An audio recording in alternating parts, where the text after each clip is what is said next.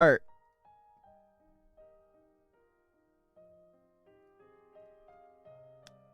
There we go. I can start that now. Hi, I'm Alan in this video. I just need to do that. Sorry. Let me just grab chat real fast. So I have the YouTube chat as well. So I have both. Anyway, cool. Cool beans. Cool beans. So, as you guys can tell by the tier maker we have right here. That was the wrong button. What we're doing today is we are doing the AeonAir's annual Extreme Demon Completions tier list. I'm almost at a point now where I've done so many that I can just make a tier list out of my tier list. That'll be cool. So we are doing this. I hit 200 Extreme Demons yesterday. No, it was the day before, 2 days ago. We're going to be doing this today. Shout outs to my boy Dragon, my lovely trusty admin, who sat through and got thumbnails for literally every single one of them, because I don't have thumbnails for every single one of them. So we have them here in order of completion. We're going to be going through this, and we're going to be having a great time. I'm very much looking forward to it. That's pretty much all I have to say. I'm going to be trying to talk a little bit about it every single level. Not to, like, the extreme. I don't want this to take, like, 10 hours, but this is going to take a little bit of time. It is going to take a little bit of time.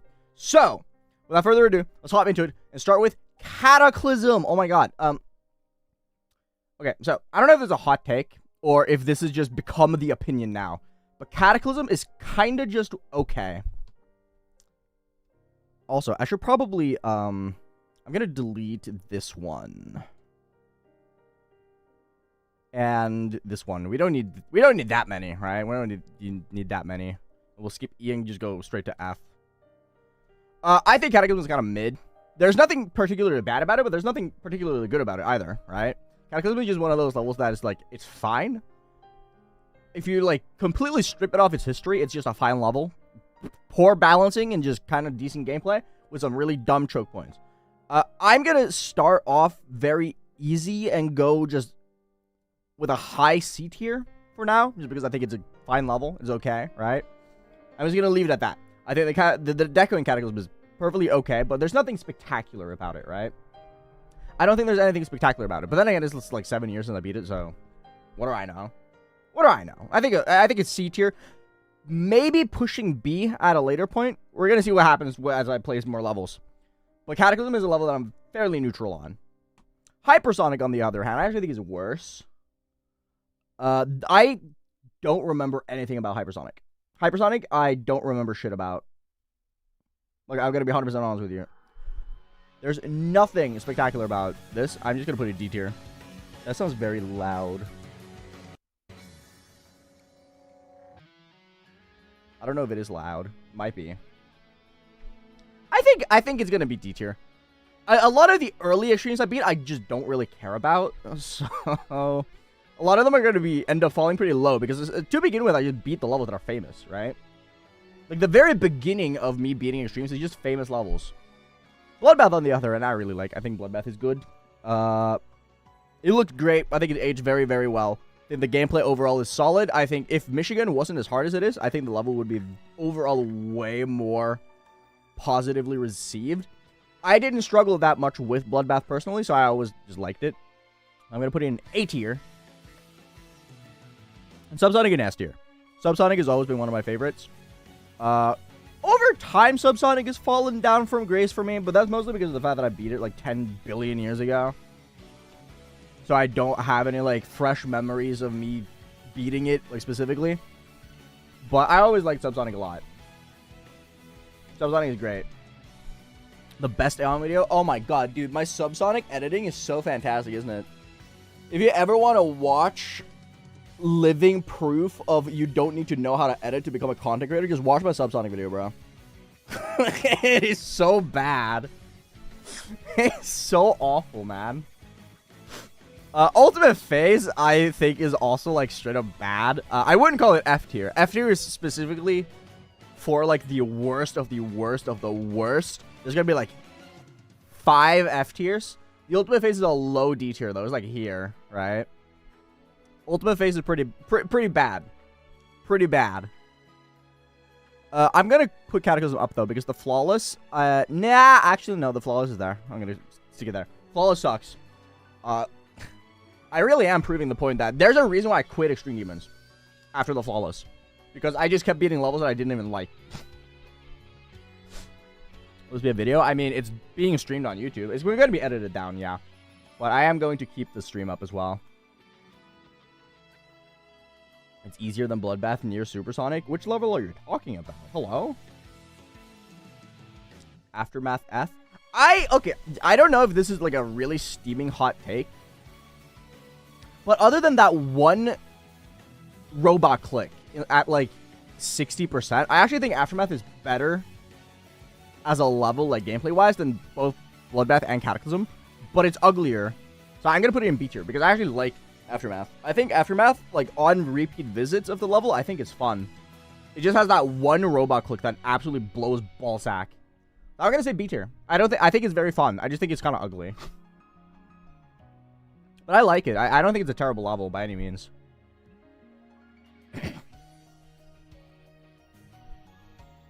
Yeah. See, I feel like Aftermath is one of those levels that has, with time, gotten more popular. Like, for what it is. Goes Fire, thank you for the Prime. I really appreciate it. Thank you for the 25 months. Oh, a long-ass time. Glide is going to be the first fall from grace. Initially, I had Glide as, like, S+ tier. I think Glide is, like, an A tier. I think Glide is one of the levels that it hasn't aged poorly. But my opinion on it has lowered quite substantially. It's not a bad level by any means. I think it's a fantastic level. But I wouldn't call it an S+ tier like I did before. Like, prior to me getting a lot of experience with extremes, I always regarded Glide as like super good. I think it's like a mid A tier now, which is still a very high ranking. Innards, I would call like on the border between B and A, and like very low A, very high B. I haven't really decided yet in my brain whether or not I want it to be a B or an A tier. I'm gonna call it B for now though. But I like Innards. I've always been a huge Innards fan. I really, really like it. I've always loved Innards in a lot of different ways. So I'm gonna have it in B tier for now. It might move up to A. It used to be S tier, I think. I think my last tier list I had it in S tier. I think. Am I ranking Deco or your enjoyment? I actually didn't explain that. That was a good point. I'm talking about the level from a perspective of how much I like the level on a whole, as a whole. I'm talking gameplay. I'm talking Deco. I'm talking general enjoyment, like how much I've had fun playing the level. So there are levels that are like it kind of like just goes as it goes. Like Tartarus, for instance, I fucking hate it. I hated everything about playing Tartarus, but I like Tartarus as a level.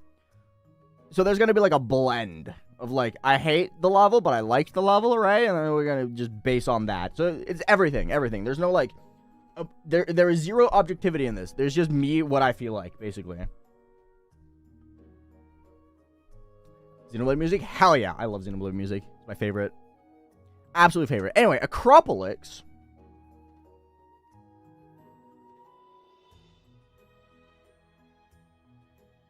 I feel very neutral about NecropoliX. Like, I do not remember my experience with this level whatsoever. I remember nothing. I don't hate it. I don't like it. Low C tier, probably? I don't know, dude. This is one of those levels I'm just, like, completely... it's whatever. I don't really care about it. Like, what... Like, I have no deep thoughts. None. Also, I will mention, I am a person who really likes a lot of levels. So there are going to be some positionings for levels that are going to be weird. And I'm going to praise the level and I'm going to put it in A tier. Like, A tier and above is like, I like this level. I think this level is great, right?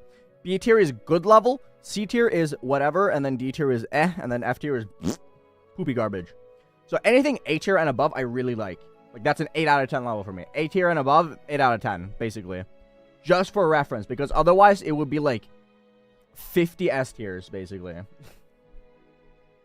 Yes, I am Electros. I'm ranking them within the tiers as well, to the extent that I can. Anyway, Accu. Accu is also another level that's fallen from grace. I'm going to put it in A tier. I really like Accu. I think it's fun. I think it's good looking. But it's one of those levels that, as time has gone and I've played more and more levels, It's just a good level and nothing more than that. But it's also one of those, I beat it so long ago, I wasn't really that good at the game, so if I beat it now, I would probably like it even more. But Accio has definitely fallen for me. It's still a fantastic level. I still think Accio is like an easy 8 out of 10. But it has... I think the reason why Accio has fallen from grace for me is that with time, more and more levels I've beaten, I just like more, right? Like, it's not a matter of me disliking Accio as a level, it's more of the fact that I've beaten more levels that I prefer, right? I just prefer other levels, if that makes sense. I think Accio is harder than Cataclysm. Tech Manifestation is the first F tier. I hate this level. Don't need to elaborate on that. Phobos, I think, is a high... I think is a, like, high-end B tier. It's comparable to Innards for me, where it's like, I really like both Innards and Phobos. And I love EVW's shiny forehead and bald head. So we're going to be putting it in B tier. I'm a Phobos enjoyer. Phobos is like a 7 out of 10 for me. I really like Phobos. I think it's good. Stalemate Redux. I think I put Stalemate Redux in S tier last time, right? Did I put Stalemate Redux in S tier last time? I don't remember, bro. But I'm going to put it in A tier. It's in the same realm as Glide for me, where I really like the level. But it's just similar. A lot of A tiers are going to be like, I really like the level, but other levels outshine it, basically. That's just how A tier is going to be. Allegiance. Ooh. I'm going to put Allegiance at, like, the top of B tier, I think. Maybe I shouldn't have, You know what? I'm going to do, add a row below, and then we're going to...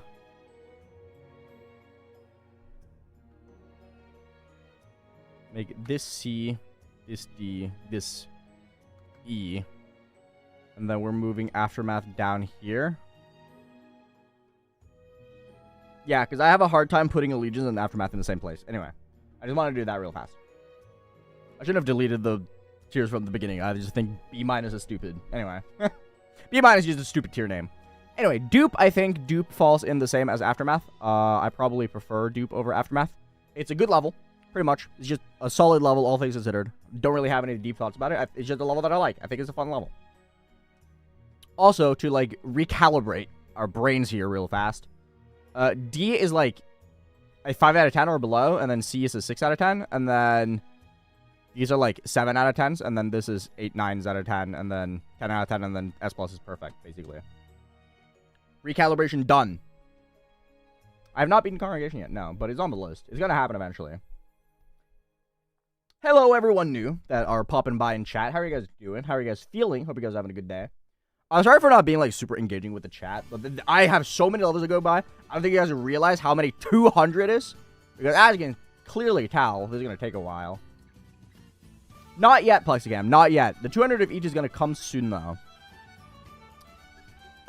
Shock Therapy falls in here, I think. Because I really like it. I think it's a great level. But it's just one of those that I like, but I don't regard very highly, basically. Yeah, 200 is in fact more than 5. You're 100% right. Bausha Vortex, I think, is the first level I'm going to be, like, very explicit with my experience as a part of how I rate it. Because my experience with Bausha Vortex was really bad. Because I spent so long on it. I spent a really long time on it. It was the second hardest. I did as the second hardest after I beat Stalemate Redux. Obviously, Stalemate Redux was my hardest here. And I like Bausha. I like Bausha. I wish I'd waited. I don't know if I wish I waited with it, actually. As much as the experience of Bausha Vortex sucked, I think I came out of it much better at the game. Much better at the game. So I'm going to put it in low C tier because I like the level. But I also just... Actually, I'm going to put it there, I think. It's like a 5 out of 10. That's where I'm going to put it. I like Bausha. I just kind of suck playing. Artificial Ascent is good. I'm going to put it at the top of A tier.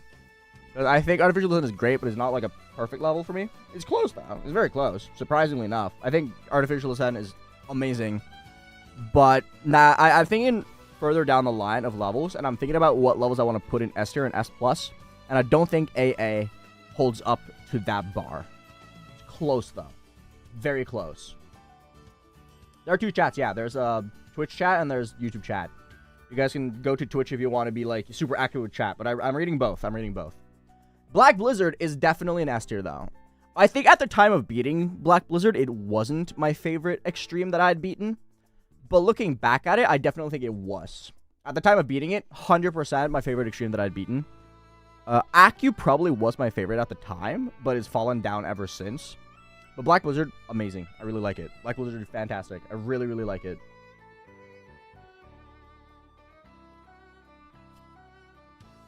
Dolos. I feel nothing with Dolos, man. I feel absolutely nothing. Dolos is such a nothing burger. It's like the ultimate nothing burger for me. Like, it's not bad. It looks fine. It plays fine. The gameplay is cool at times, but like, other than it being 2 CPS, do you know anything about Dolos? No, you really don't. Thank you for the Prime. I really appreciate that. Thank you so much. Carcano! Okay, Carcano is cool. Carcano is neat. I am one of 3 people who actually like Carcano. And that's probably a really steaming take, because I have not seen a lot of Carcano love lately. But I think Carcano is good. Carcano is like a 6.5 out of 10. I like it. There's nothing bad about it. I just don't remember much about it, but I like it. I do enjoy it. I thought Carcano was very fun. It's kind of crazy. I think that points out how many levels I actually like when I say I like Carcano. I think it's a great level, and I'm putting it in C tier. Anyway, thank you for the 100 bits, Gabe. I appreciate it. I do not want to be Freedom 08, no. Nothing about Freedom 08 interests me. Yatagarasu, yet another S tier. I think Yatagarasu is great. Not to the point that I like Subsonic and Black Blizzard. Really like Yatagarasu. Yatagarasu is fantastic. I love doing it as a hardest.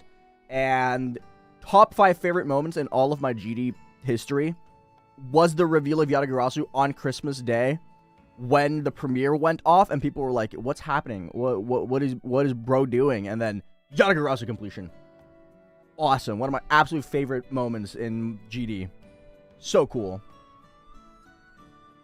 Daydream, I think, is very similar to Acu in the sense that I really liked it initially because there were so few extreme demons that were modern. There were very few modern extremes. So Daydream before was like an A tier for me, but I think it has fallen down to be like here, where I like it. I think it's a good level. I enjoy it, but I can't specifically point out anything about it that is amazing, right? Colin, thank you for the 27 months. I really appreciate that. Thank you so much, bro. I like Daydream, though. I've always been a Daydream enjoyer. I like Daydream. I was one of the first people who, like, truly played it, and I really liked it. So, I'm going to stick to my guns and be like, yeah, Daydream, good level. I'm going to keep it in, C tier, though. It's not a bad tier, by any means. Anyway, Blade of Justice, I think, is in the same realm as Artificial Design, where I think is a fantastic level. I really like Blade of Justice. Easy, not 8.9 out of 10, probably. High A tier for me. Great level. I want to do Edge of Destiny one day, but I don't think I want to beat it as a hardest. So it's got to come at a later point. At a later point. Darkened. Now we're starting to get to a point where I beat a lot of levels that I really like. Darkened, I don't know how I feel about it anymore. It's so cool. What's his face? Oh my god, why is his name slipping my brain?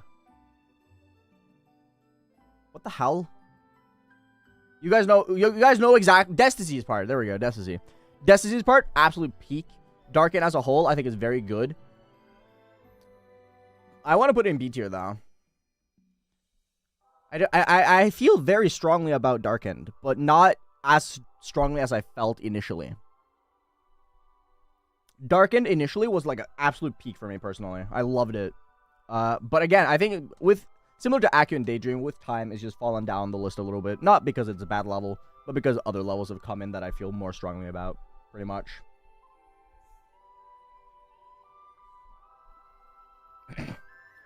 Cybernetic Crescent is gonna go here. S tier. I love Cybernetic. I've seen so much Cybernetic hate lately. I don't know why. I can't point out why so many people are hating on Cybernetic Crescent anymore. I love Cybernetic. I think it's so good.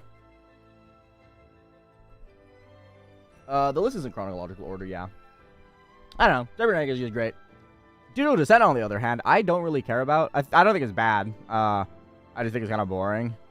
A little bit of a contrast. Artificial being top of A tier, Cybernetic being S tier, and then DD is just sitting here at D tier. But Sleep Medicine, don't really like it. Don't care about it. It's whatever. I feel exactly the same about my own level. To me, it's just fine. Like, what is there to say? It's my own level. The hell am I gonna say? Gonna stroke my own cock? Make my... Just... No. There's no bias here. I just think it's a fine level. I think some of the gameplay is fun. There's a reason why I verified it, because I thought the gameplay was fun. But, like, it looks like shit. But, you know, I think it's a fine level. It's whatever. Music carries Dual Descent. I kind of agree. Halberd, my baby. I love Halberd. I'm so happy that I managed to put Halberd at least slightly on the radar for people. Halberd is like an easy S tier for me, and it's just gonna stay there forever, I think. Halberd is absolute peak. It's so good. That was about it. Do I have anything else to say? No, not really. Red World Rebirth, I think, is low. Yeah, it's even below Ultimate Phase. Red World Rebirth, I beat the exact same day as I verified To the Stars 2. And I beat it in, like, the span of, like, 2 weeks. Because I would just play for 15 minutes at a time, we'd get really bored, and then just stop playing it. And I would just rinse and repeat for a few days. The longest I think I ever played Red World Rebirth was the day I beat it, where I played it for, like, 35 minutes.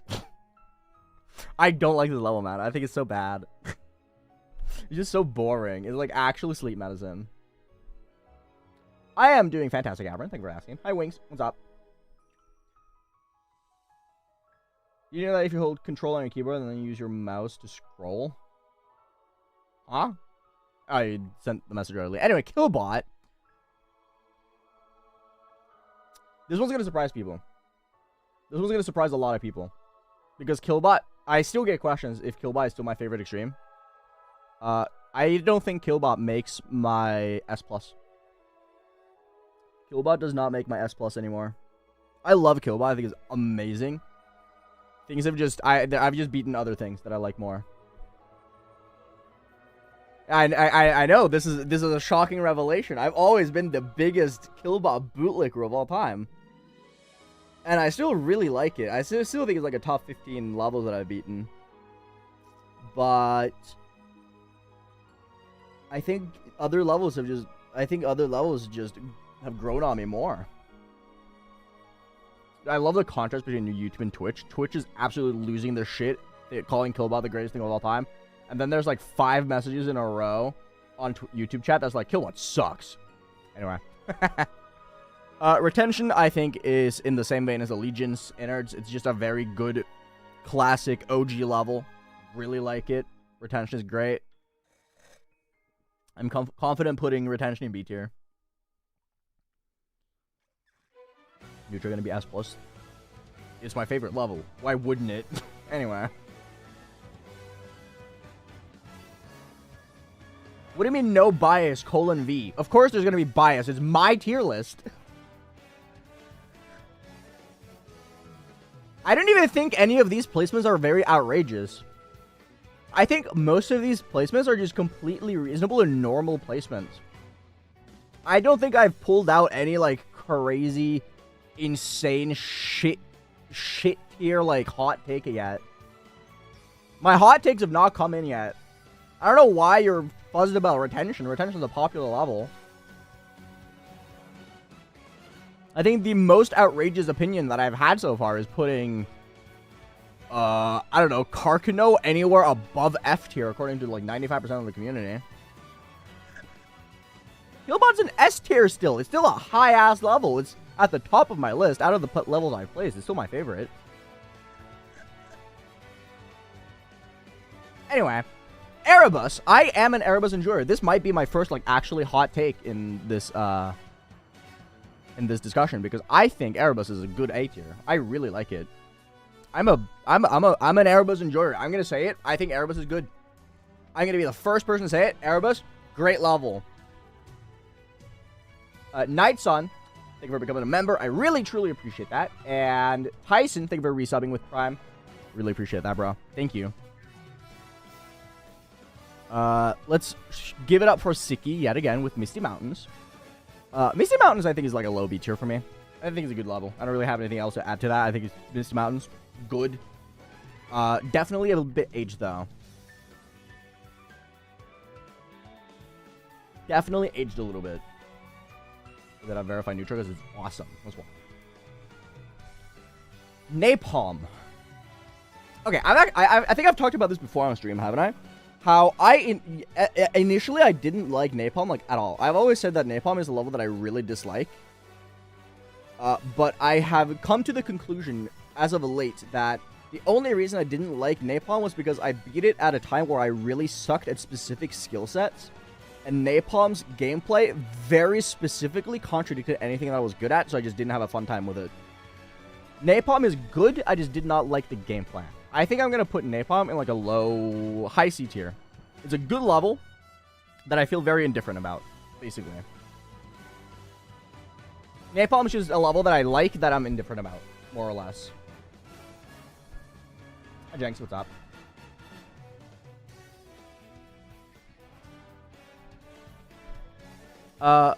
Platinum by Erebus. That was not on purpose. I promise that was not on purpose. Anyway, I dislike this more than I did like Erebus. I think Erebus, the original Erebus, is better. But I like Erebus by Platinum. I think it's a good level. I'm gonna put it here, where it's like it's a good level that I feel very indifferent about. I just prefer the original, pretty much. I just like the original more. I have never seen a surf player, I'm pretty sure. Probably. I don't know, man. I don't remember. I recognize the name. Don't recognize anything else about it, though. Torsion.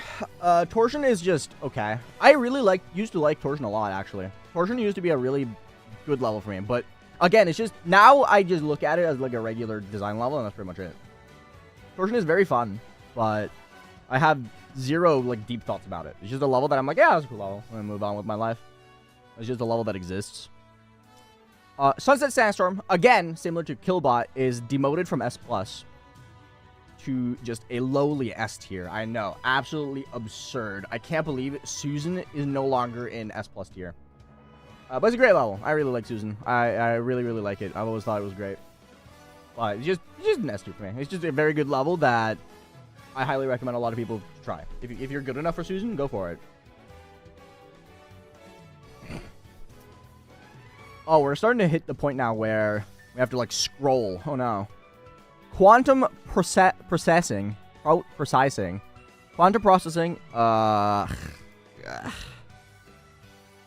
This is one of those levels that is exclusively a 5 out of 10 because of the deco is awesome. Quantum processing is so cool looking because Heinz is goated as a creator. But, God, it's so boring, man. It's such a boring-ass level. I'm going to put it in D tier. I'm going to put it probably above D. I'm probably going to put it like here because I do like the visuals of it. But as a level, it's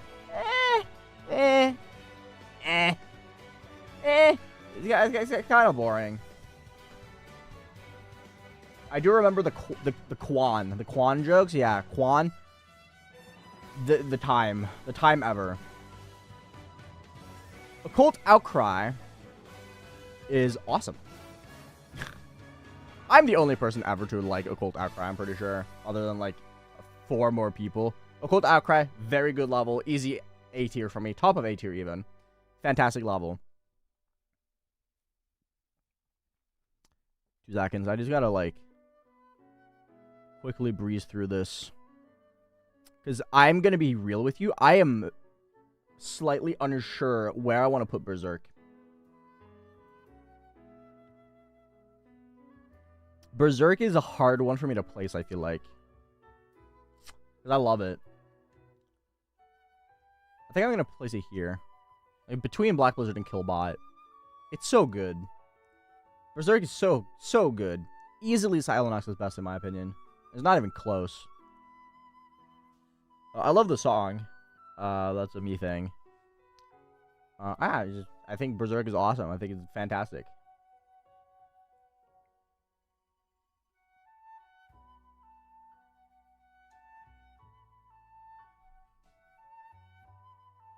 Oh my god, that actually worked. Holy shit, the ads are just gone now. That's sick. That one's not, though. That's fine. Thank you. Appreciate it. Yeah, I think I'm just gonna put Berserk there. Deception Dive. I'm gonna put Deception Dive below Red World Rebirth. Bye, Sibby. I'll see you around, dude. Take care. I'm gonna put it below Red World Rebirth. I don't like it. Surprise! I don't like Deception Dive. Whoa. Insane.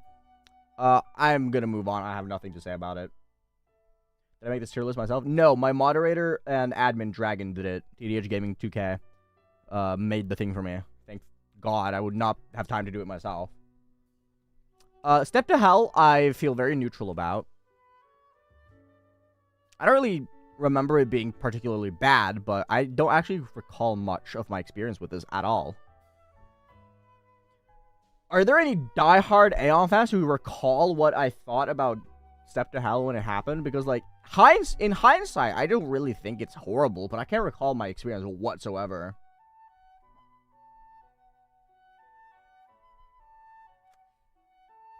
I think I'm just gonna put it here because I'm, like, neutral on it. I don't think it's bad. I don't think it's great. Timor, on the other hand, I actually really like. I think Timor is one of those levels that has aged very well, and that with time, it's just grown on me more and more and more. I think we're like 5 out of 10. Yeah, sounds about right. Timor, I'm like, I'm going to put Timor in A tier. I really like it. I think Timor is fantastic. Very pretty looking level as well. Very enjoyable. I'm going to put Timor there, I think.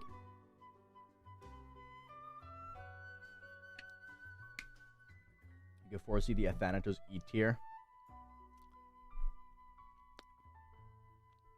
You would be right.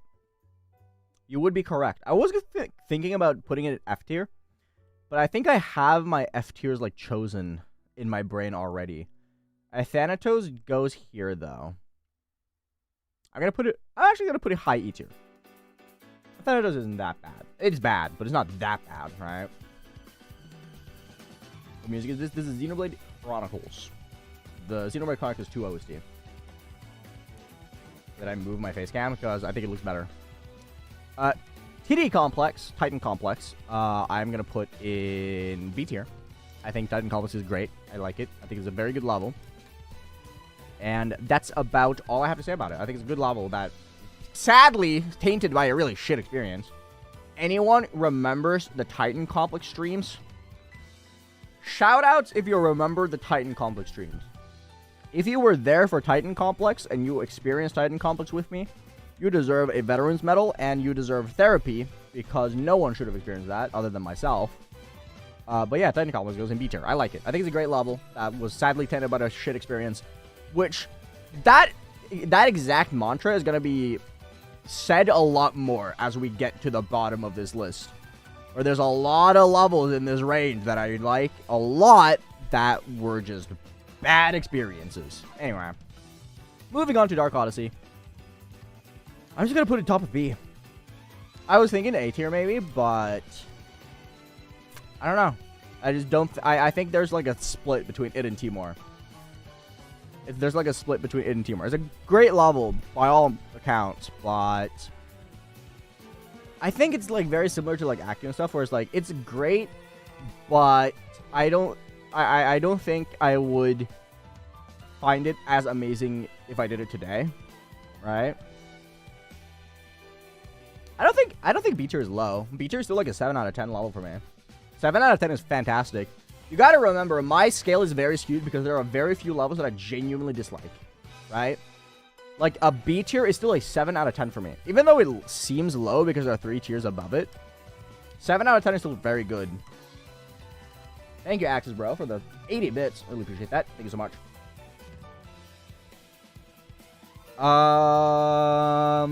Forbidden Isle.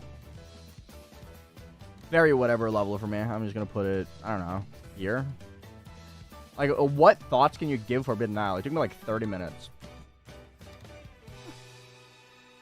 Forbidden Isle straight up took me 30 minutes to beat. I have zero thoughts. I don't think I could name a part of Forbidden Isle that isn't that one 5 mini spike mini cube jump at the very beginning. And the dual ship. Like, all I remember from it. Bloodlust F? What are you smoking? I love Bloodlust. Bloodlust is, like, high up for me. I really like it. I'm a big Bloodlust enjoyer. Yeah, I flew Forbidden Isle from, like, 40 as well. Bloodlust is S tier. I think it's a fantastic level. I really like it. I don't really have any deep thoughts about it other than that. I think it's just a good level. Bloodlust, to me, is just a very good level. No, S plus is like my top 10 favorite levels. S plus is like exclusively for my top 10 favorites. And we just haven't reached my 10 favorites yet. I think there's going to be a lot of levels in S plus that you're going to be very confused about. But, you know. Anyway, 10th circle. Yet again, I think the song is funny. That's about it. But other than that, completely neutral. That's my opinion on 10th circle. It's funny, haha, XD song. That's about it.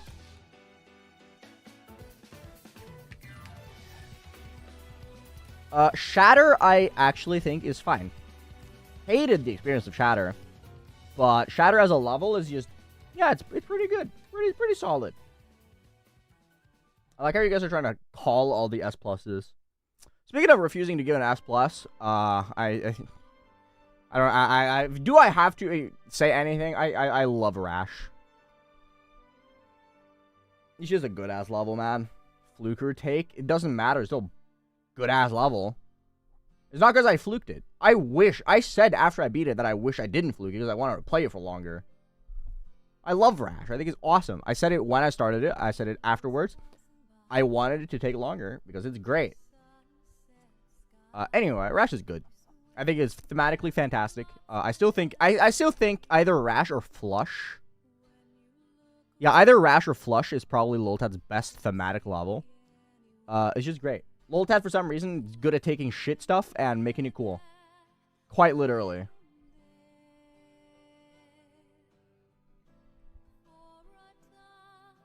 Broken Signal.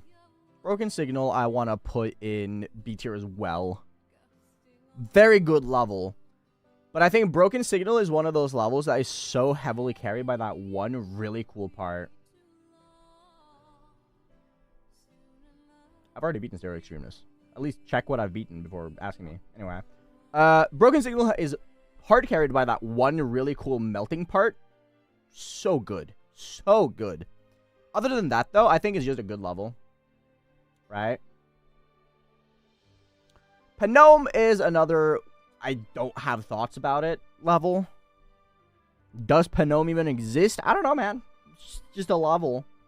The same goes for Precipitance. But Precipitance is even more boring. I'm going to put it in E tier. Like, Precipitance is there.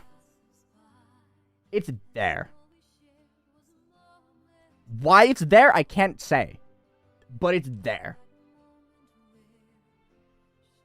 Right? And the exact same goes for Volume. I actually don't like Volume. I think Volume is bad. I'm going to put it, like, here. Volume? Ugh, stinky. Ooh, gross. Poopy ass. We're on a hot streak of levels I don't like, because NecropoliX is in this exact same vein. I don't like NecropoliX. I think it looks good. Namtar, goated creator. Not a good level. Man, we're on a negative Nancy streak here. Holy. The negative Nancy streak, even. Niflheim, however, is a return to form. Niflheim is great. I like Niflheim a lot. I'm gonna put Niflheim in, like, I gotta put it above Glide. Niflheim is one of those levels that continuously just grows on me more and more and more. I just like Niflheim more and more and more with every passing day. One day you're gonna see Niflheim in S+, I'm telling you. When we do the 500 Extreme Demon tier list, Niflheim S++. But no, Niflheim is great. I don't know why people are hating on Niflheim. I see a lot of Niflheim hatred for some reason, and I don't get it. Niflheim is great. Nell, I don't think anyone's surprised. Famously, my favorite level for a very long time. Nell was just great. Love it. Fantastic. Don't have to elaborate. Nell was just good. Very good level. Very, very, very pog champ. Swagger mode. Anyway. Conical Depression, I don't dislike. I think Conical Depression is fun gameplay, except for that one pink orb at, like, 52. Conical Depression is in the same realm as Aftermath, where the gameplay itself is good. It just has that one click that makes it really poop ass. Because you get there every single attempt. And you die to it because it's, like, completely luck-based. I'm gonna get clown for this. I'm so gonna get clown for this. But I'm putting it in B tier instead of C tier with Aftermath because I think it looks cool. And hear me out. You can always pinpoint exactly where in Conical Depression you are because of the structuring and how it's laid out. The structuring of Conical Depression is so fucking awesome that is so recognizable. There is no layout that exists that is as recognizable as Conical Depression, and I will die on that hill. Every single section of Conical Depression is so recognizable because of the fact that Carmel just knows how to make things look unique. It doesn't need to look great for it to look unique. I think it looks cool, man. I don't know what to tell you. It looks like a recent tab level that was made to work, and I love it for exactly that reason. Speedrun is similar to Glide, where I really, really like it, but it has fallen from grace for me, where I like it a lot, but it's not as good as I used to think.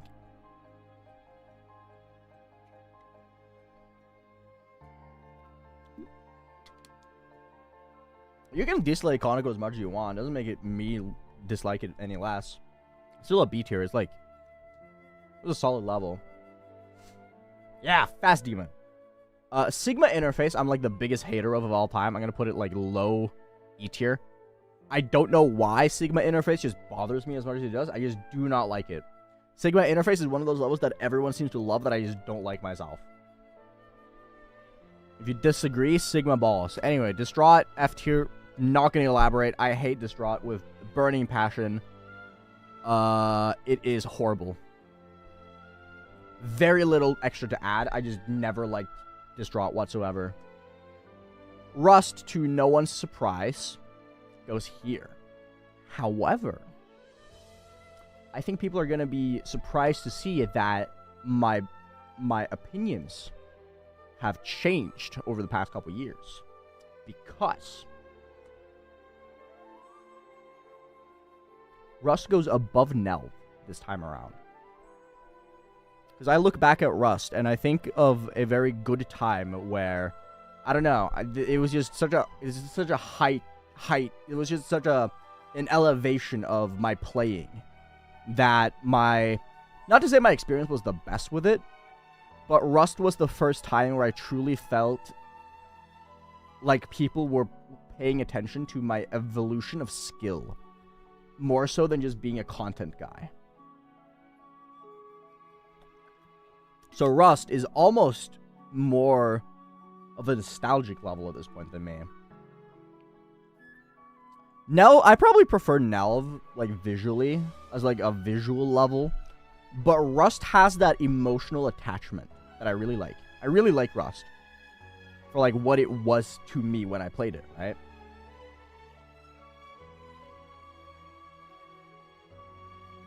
So therefore, I'm going to put it above Nell, which is very surprising. I don't think many people are going to be... I think a lot of people are going to be surprised by that one. Oh my god, Base Cave! I love Base Cave! I think Base Cave is like a B tier. I even think it's going to be a high B tier. I am a Base Cave enjoyer. Last time I think I put it in A tier, actually. So it has actually fallen. I don't know. I never understood the hate for the Base Cave gameplay. I think the gameplay in Base Cave is fun. That's why I liked it. I always said that Base Cave is not a level that I like because it looks good. I've always said I like base game because it's fun to play, and I will stand on that. I will die on that hill. Base game has fun gameplay.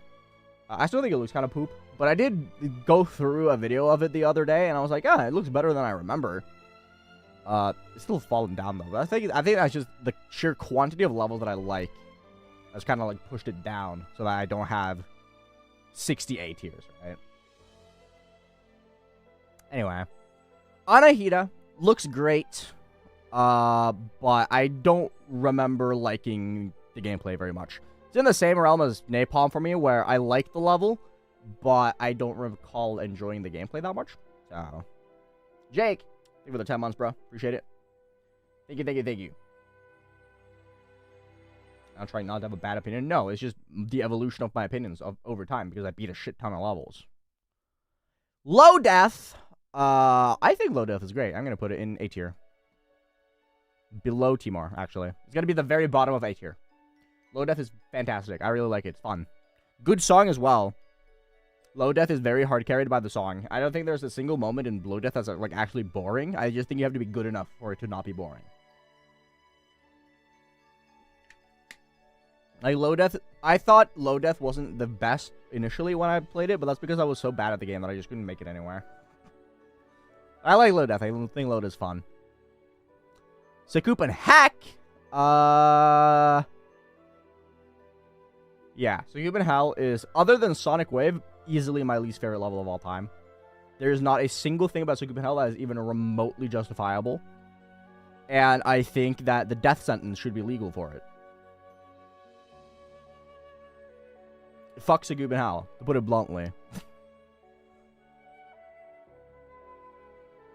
Castling is cool. I think C tier is becoming the level, or the tier where I'm like, yeah, the level's cool, but I don't really care about it.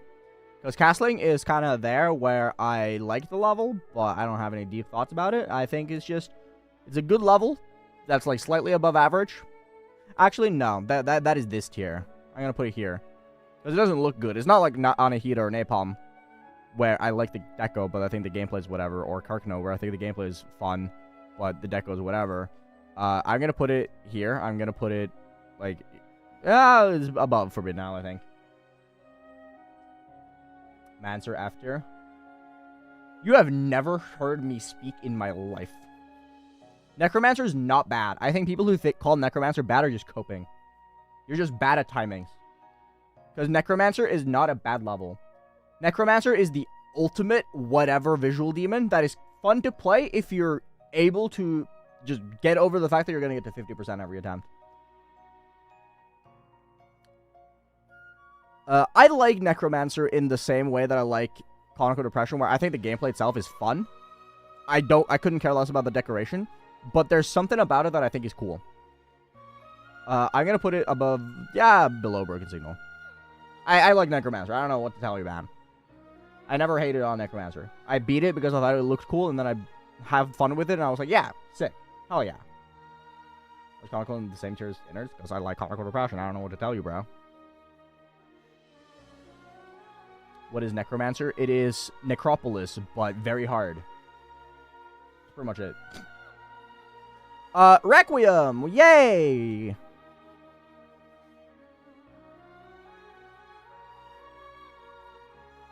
I'm gonna put it here. I think Requiem and Killbot are about the exact same tier for me.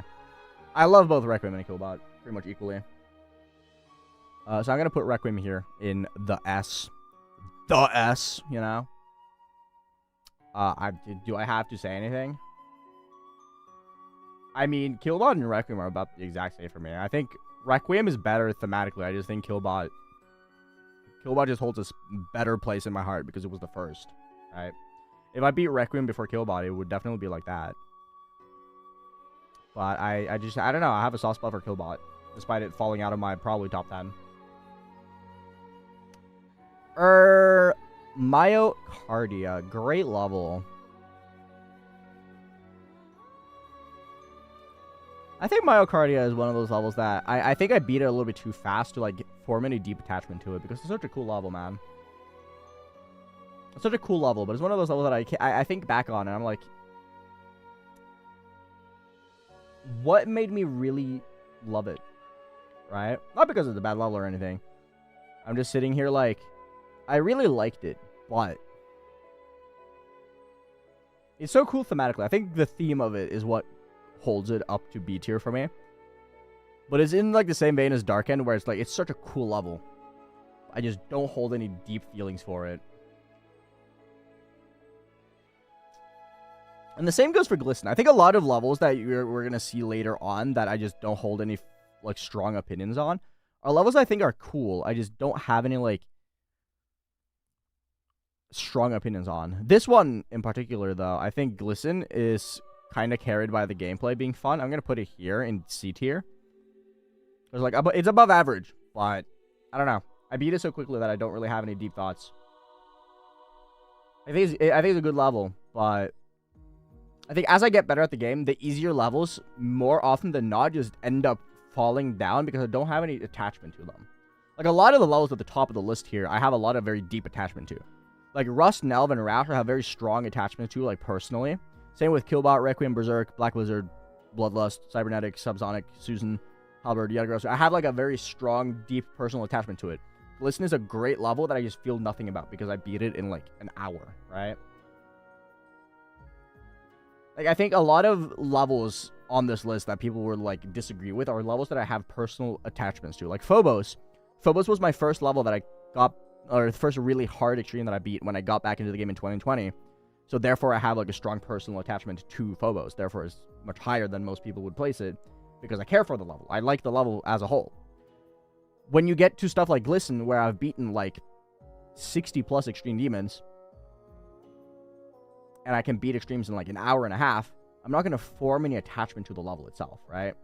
And I think Glisten is... I think this is around my skill range where the easier extremes are going to fall more and more into that category where I like the level. I think it's a good level, but I don't have any, like, bond with the level itself. And I think stuff like Glisten and... I think stuff like Glisten is where that becomes a thing, like Myocardia, Glisten, where I just don't have any attachment to the easier extremes anymore. That was a very long and convoluted explanation of I like the level, I just don't have anything to say about it. Anyway, Incipient, I think is cool. I think Incipient is probably here. Incipient is, I don't know, it's one of those levels that I always looked at. I think one thing that you will see for, like, easier extremes as we go down is if the level has existed for a long time and I've always wanted to beat the level and then beat it, I will have a stronger attachment to it. I think Incipient is that, because I remember Incipient coming out and be like, wow, that looks sick. And then I wanted to beat it, and then when I got around to beating it, I thought it was cool. I thought it was good. I like it. I'm going to call it B tier. Below Phobos, though.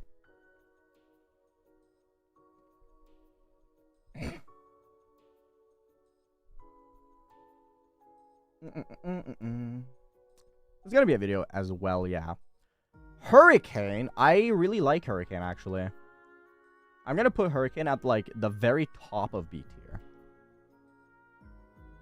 Because I think this level was great. I think this level is visually very good. But I don't hold that same love as I do for the A tiers. Like, the A tiers are, like, when I'm like, yeah, that level is fantastic. By all means, play these levels. They're fucking amazing. But Hurricane is, like, it's great. But, again, I think it's in, like... I think it is held back by the fact that it was a little bit too easy for me when I beat it. Therefore, I just didn't form that attachment, right? Hi, Cardio. What's up? Tartar's done. I beat Tartar's a while ago. It's been almost 2 months now. Make it drop, as the abbreviation for the name it says, it is quite mid. And I'm going to put it in mid, because it's a mid level. Not bad. But unlike Glisten, I don't care for the deco that much either. So I'm just going to put it, like, here, probably. Probably, like, at the top of D tier. But yeah, I'm going to put it here, I think.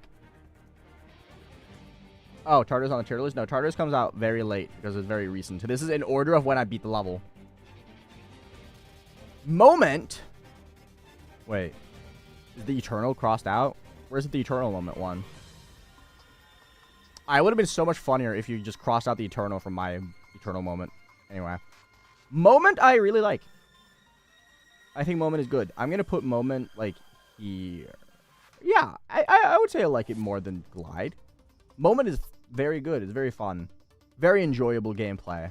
I like the song a lot. I can't really think of anything that I didn't like with Moment. I don't know. I just can't name anything about Moment that I genuinely didn't like. Down bass is in the same realm as Conical Depression, where I don't think it's necessarily bad. I just don't think it's great. It's similar to Aftermath, where it's like there's one click that makes it absolute booty-ass tits. That was a description. God damn, I'm becoming so articulate with my words. But yeah, down bass is good, except for like a couple things that are really rough, but it's whatever. It's a 9 circles level. I can't judge it by the visuals. It's a fucking 9 circles level. It's meant to be ugly, right? I don't know. I don't have any deep thoughts about down bass. I just think it's a decent level. Actually, no. I can't, in good faith, call it better than Bausha Vortex. Yeah, I think I'm moving it here. I kind of forgot there for a second that I also have... I have to like it more than these levels, and I just don't. Oops.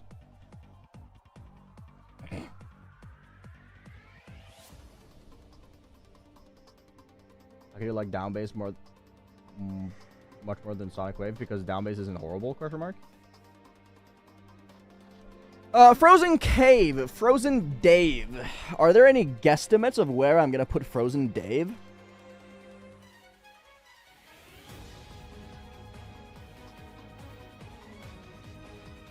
Actually, I'm actually gonna have to like compare it to stuff here.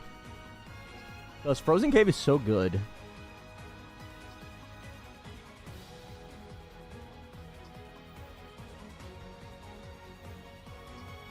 I think it's going to be top of A tier.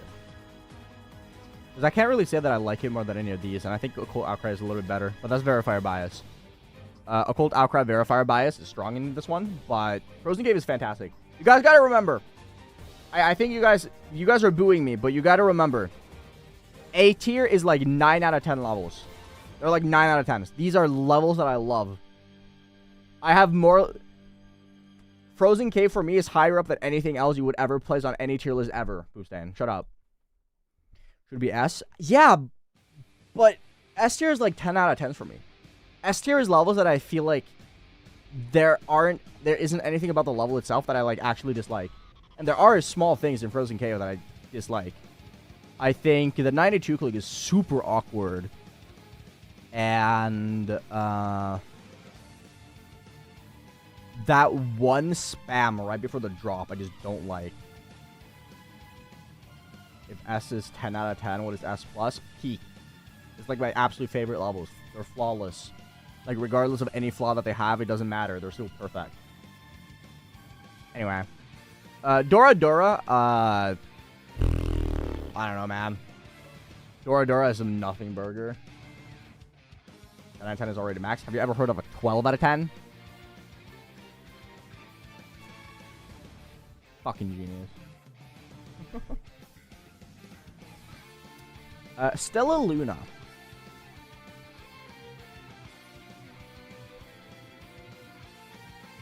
I mean, I think Stella Luna is yet another level that falls under I like the level, but like, what else is there to say? It's just cool. Right?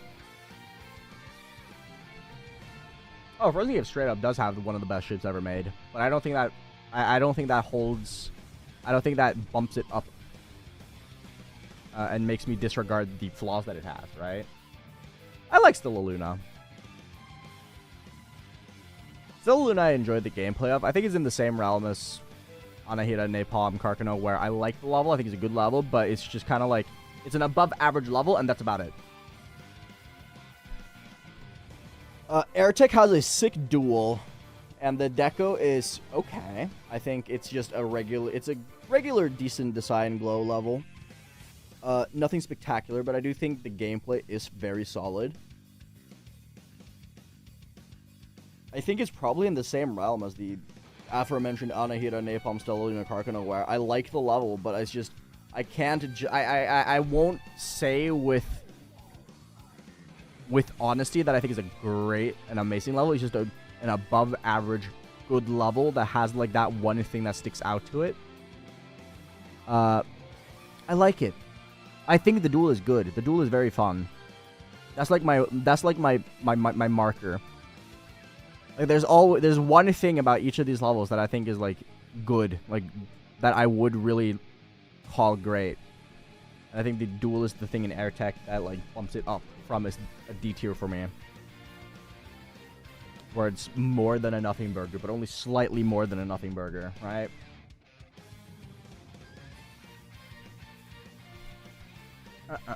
Okay. Biohazard. Anyone who knows me knows exactly where Biohazard is going. And I'm going to wait for people to be like, oh my god, I know where Biohazard is going, and then point at Biohazard and where it's going.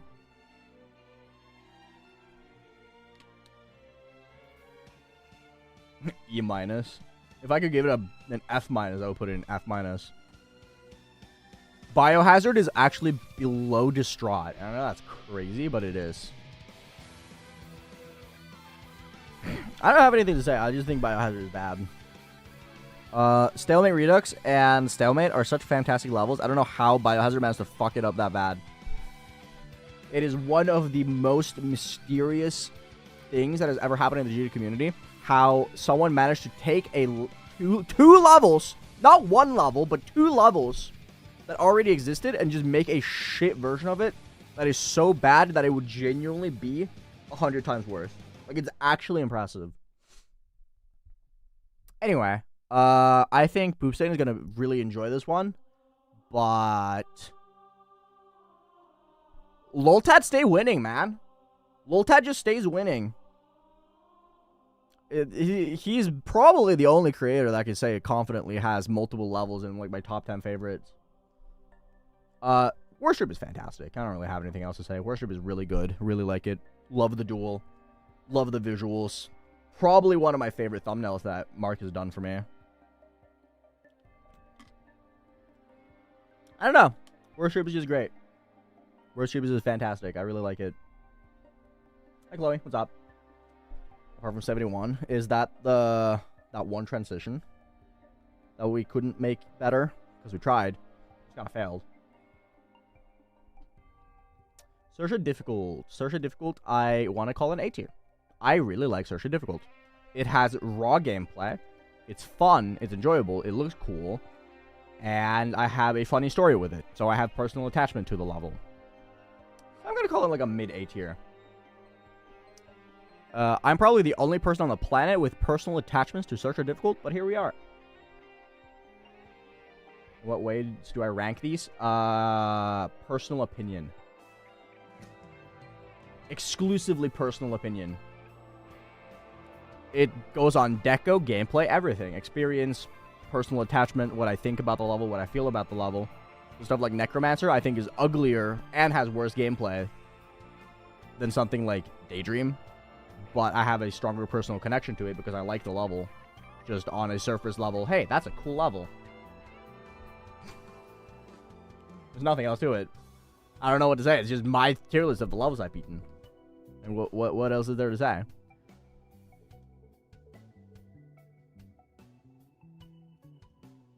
Gerbix is a fun F tier. Yeah. I don't know, man. Gerbix is one of the... Gerbix is probably the only F tier that I can't really justify being an F tier, other than the fact that I just don't like it.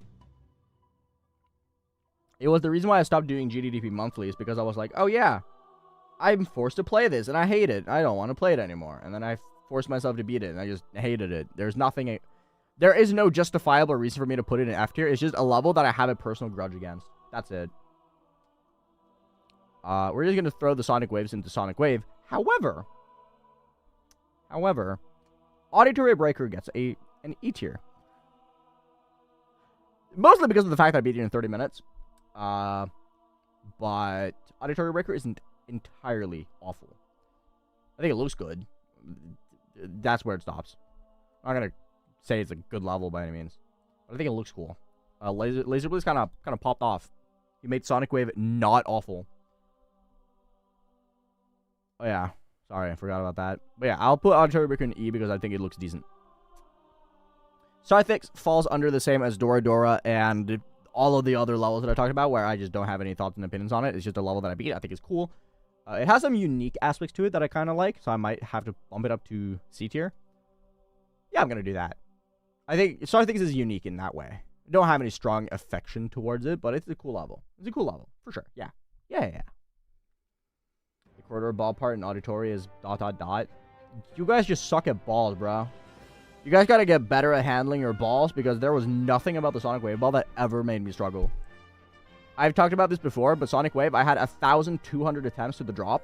1,200 attempts to the wave part on Sonic Wave. I died to the ball 50 times total. You guys just suck at ball. It is so easy.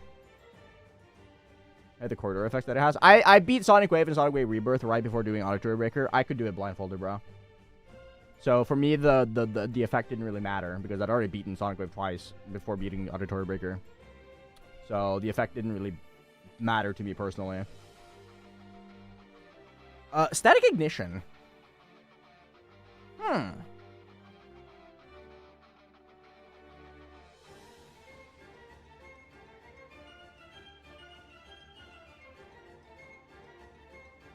Static Ignition is probably the first level that was listed when I beat it that I just don't have any thoughts about. Because I beat it like 2 days before it fell off the list. Because I was like, oh, this thing is falling off the list in 4 days. I should probably beat it because I want it on my profile smile. Not that it matters now. But I kind of just beat it in like 2 days and I was like, oh, that's cool. And then I moved on with my life and I never looked back. Huh. I'm having a really hard time figuring out what the hell I think about Static Ignition. The fuck?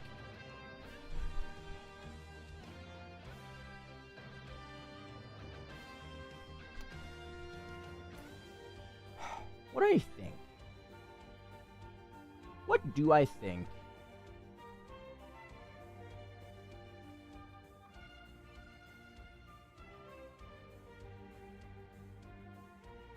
I like the level, but like, well, I don't know. Probably just here. Not even. I probably put it like here. Cause like it looks okay. I think the wave part is really nice. I'll put it above mid. Yeah, I'll put it there, I think. Pretty much all. Ouroboros. Ouroboros. I like Oro quite a lot, but I'm in the same realm as Nepesto where I think it's boring. But I don't think it's so boring to the point where I hate the level. It looks amazing. Oro is so cool looking. But, as I said, the level in S tier, I love them without really caring about the gripes I have with it. I have gripes with Ouroboros that I cannot look past.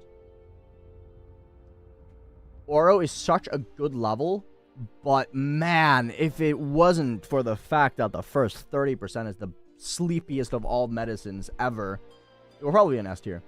But I'm going to put it in like decently high A tier. Because I really like it. I just wish it wasn't boring. Oh, for sure. I never found Yada or Bloodless boring whatsoever. Partially because of the fact that I played both Yada and Bloodless as a hardest. So for me, I never got bored of them because it was always a consistent challenge. Ouroboros was like my 5th hardest. I beat it in like 5 days. And I was capable of doing good on it like immediately. Like I immediately was able to do good on Ouroboros. Didn't struggle with it whatsoever. Nothing about Ouroboros gave me a hard time. Except for Rustam and Darwin. But Rustam and Darwin being the two things that I struggled with made it so boring because I always got there and then I just died and it was just a 20-second interlude of just nothingness before that, right? Yada and Bloodless I never got bored with. Oro has a dragon, so 10 out of 10 for me. Good point. Didn't think about that one. Kind of true. Silentium Gratus. I would say is there. I don't like Silentium Gratus. At all, actually. Bad level. Crowd control? I used to call crowd control fantastic. I can't really look back at it and be like, yeah, it's awesome. Crowd control is just kind of okay. It's a nothing level. It is a nothing burger.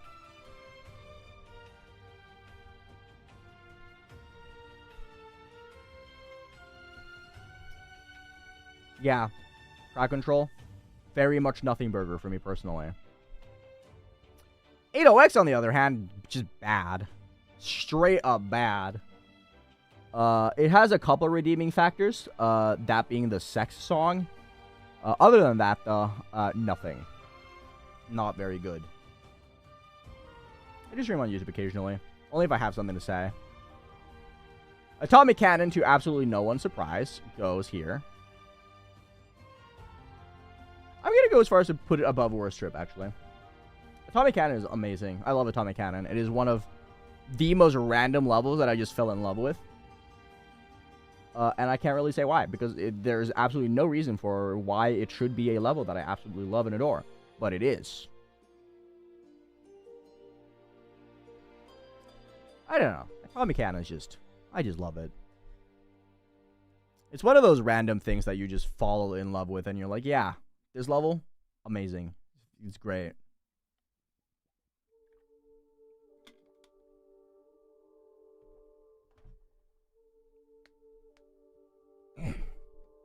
That's funny, Dragon.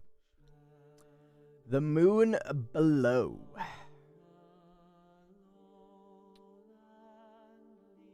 Yeah, I'm gonna go balls to the wall here. I really like The Moon Below. I'm probably the #1 The Moon Below enjoyer of all time. I think it is a near perfect level. The Moon Below is so good. And it has the absolute funniest dash orb ever conceived in a level. I don't know what draws me to The Moon Below so much, but it just latched onto me. It's a level I think about like twice a day somehow. I don't know why.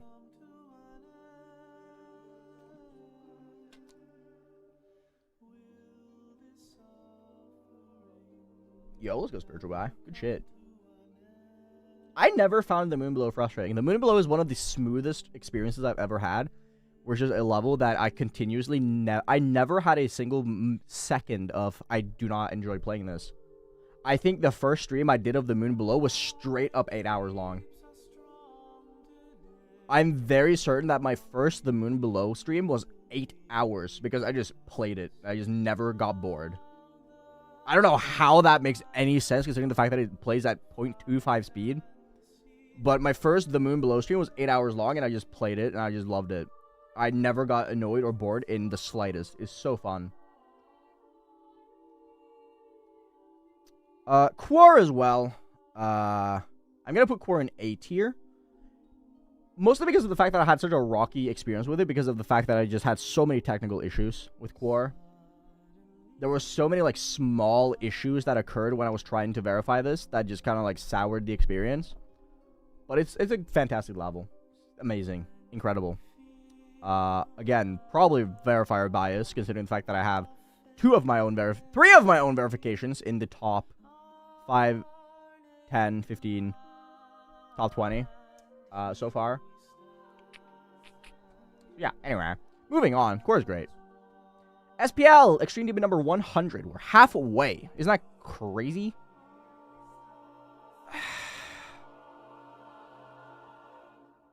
Ooh. I like SPL. As a level, I love SPL. But it is a level that I undeniably have to place lower because of my experience with the level itself.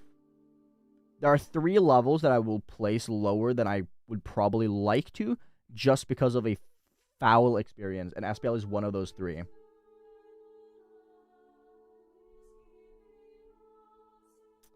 I think I will place it in B tier because of that. Because I think SPL is like an easy A tier if it wasn't for my experience with it. Like high A tier, like Frozen Cave-ish range. But man, SPL was rough on me. SPL was rough on my existence. My girlfriend, every day after I finished playing SPL, she was like, "Are you okay?" I was like, "No. I'm not okay. I kind of want to cry right now." And then I would just lay in my couch and just die inside for 3 hours before going to bed. That was SPL for like week that I played it. It's cool level though. Sync, I'm gonna put Sync in A tier. I really like Sync. As much as I thought it was a little bit whack to play, looking back at it, I just don't think I was good enough at the game yet. I think Sync is... Sync was my first 280, wasn't it? Hold up. I'm gonna check this real fast. Where's Sync? Yeah, Sync was the first level I beat when I changed to 280. And I think part of me having a rough time with Sync was that I just downgraded and I played with native VSync instead of bypass. And I think it affected me because I played it really poorly when I actually went for it. But I like Sync a lot. I think I wish I kind of beat it at a later point because I would have liked it way more. No, Sync was my last mouse. My last mouse level, I think. Fairly certain. I don't remember, actually. Does anyone remember? Can anyone check to see, listen to my clicks? Because it was either Sync or it was... No, I Love Cyan was my keyboard. It was my last mouse. It was the last level I beat on mouse. Because I Love Cyan is next, and that was my first keyboard level. Anyway, I like Sync a lot. I think Sync is great. I'm going to put it here. Text beautiful face can be in the up here. Yeah, Pie Guy. Sync is great. I wish I played Sync at a later point, in all honesty, because I do really like it. I Love Cyan is cool, but it doesn't really have anything else. I just think it's cool. It is a Corn and Bean song, so immediately peak. I think we're gonna put it here though, because like I think it's a good level. It's plus. It's cool, good level, but other than that, this is pretty much how I feel about it. I think that's where I'm gonna put it. There are so many levels left, man. Azurite by Sillow. I think it's in the exact same position as Forbidden Isle. Don't have any strong feelings. No thoughts, head empty. That's all I'm gonna say. The Chroma series all uses Corn and Beans. Surely Chroma 2 will place high. So true. So true. Daybreak. I'm a hater. I'm a Daybreak hater. I think this all sucks. Is that an unpopular opinion? I actually don't know. What is the general consensus of Daybreak? Has anyone here ever experienced Daybreak or tried Daybreak? Does anyone even know what Daybreak is? I'll be surprised if anyone even knows what Daybreak is. What is a Daybreak? Yeah, that's what I thought. Daybreak has 7% of literally nothing. The first 7% of the level is quite literally just text saying who made the level. So Daybreak by Something Alpha. That was like 10 seconds of nothing. It's not even decorated. Literally nothing. And then he throws you into a bad transition ship part. And it's just consistently terrible transitions throughout the entire level. Just random choke points. It is not good. I'm a Daybreak hater. Disruption, on the other hand, I actually really like. I think Disruption is great. I don't know. Disruption is just one of those levels that I can't really put a finger on why I like as much as I do. I just really like Disruption. I think my personal attachment to Disruption is that I proved to myself that I can spam more than 3 clicks per second. Daybreak has a Corn and Bean song. Yeah, it's so shit as a level. I found any funny thumbnails? Yeah, I mean, we've pointed out EVW's pretty bald head. And the Killbot one is pretty funny. I haven't, like, studied the thumbnails much. Maybe I should. Anyway, Acrosis is better NecropoliX. Acrosis actually has insane deco. The Acrosis deco is so good for no reason. Acrosis is the most randomly good-looking level to ever exist. Because I don't think anyone has ever thought about Acrosis. But every time I watch a video back on it, I'm like, damn, that looks sick. It's a good level. I don't know, man. I'm gonna put a Croesus here. It's like a hidden gem. It's not a gem. It's like a hidden rock.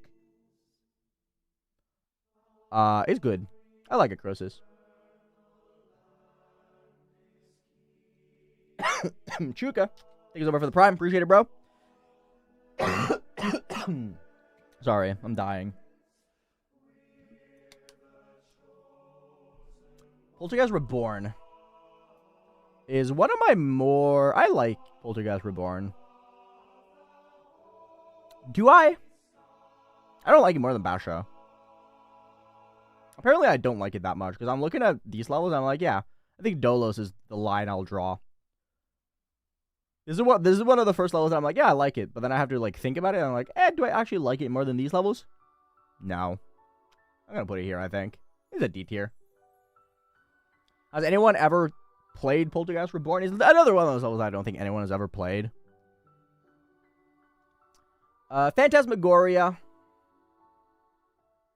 Do I feel anything about this level? Not really.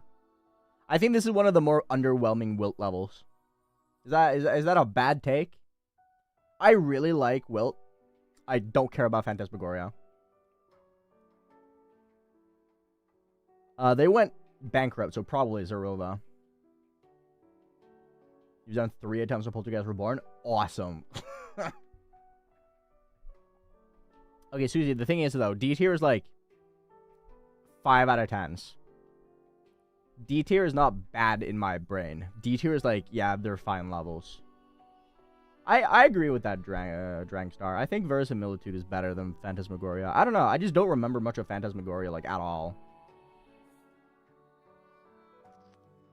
I certainly like it more than Azurite, though. I think I'm going to put it, like, here. It's just a fine level, man. I Never Dream, on the other hand, is great. Below Timor. That's probably very low. I think a lot of people are going to find that placement very low. But if we... Okay, so if we were to detach ourselves from the fact that it's A tier, you got to remember that this is a level that I beat in like an hour and a half, and I don't have any personal attachment to. This is purely plays on the fact that I think the level is sick as fuck. Right? Like these other levels I spent ages on, or I have a very deep personal attachment to. I Never Dream is just a sick level, bro. I Never Dream is just a great level. But the lack of personal attachment to the level itself makes me place it lower. Because something like Timor or Stalemate Redux or Glide, I have a stronger feeling towards. I think Deco is S tier. I think gameplay is A tier. So you would think it would be high A tier. But personal attachment is like an E tier. Does that make sense? Where, like, I don't really have anything to say about the level other than, like, yeah, that's sick. Move on. Armageddon is, I think, in the same vein as I Never Dream. I really like it. I think sorry, whoa. I think Armageddon is awesome. Easily my favorite, Apocalyptic Trilogy remake, recreation thingy. I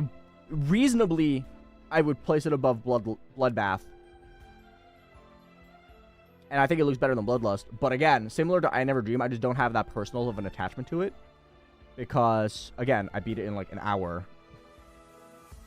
I think it's really cool with the randomized part. The RNG part at like 70 is so sick. But again, I flew it for like 23, so I legitimately have no attachment to it. I'm going to just put it in A tier and move on with my day.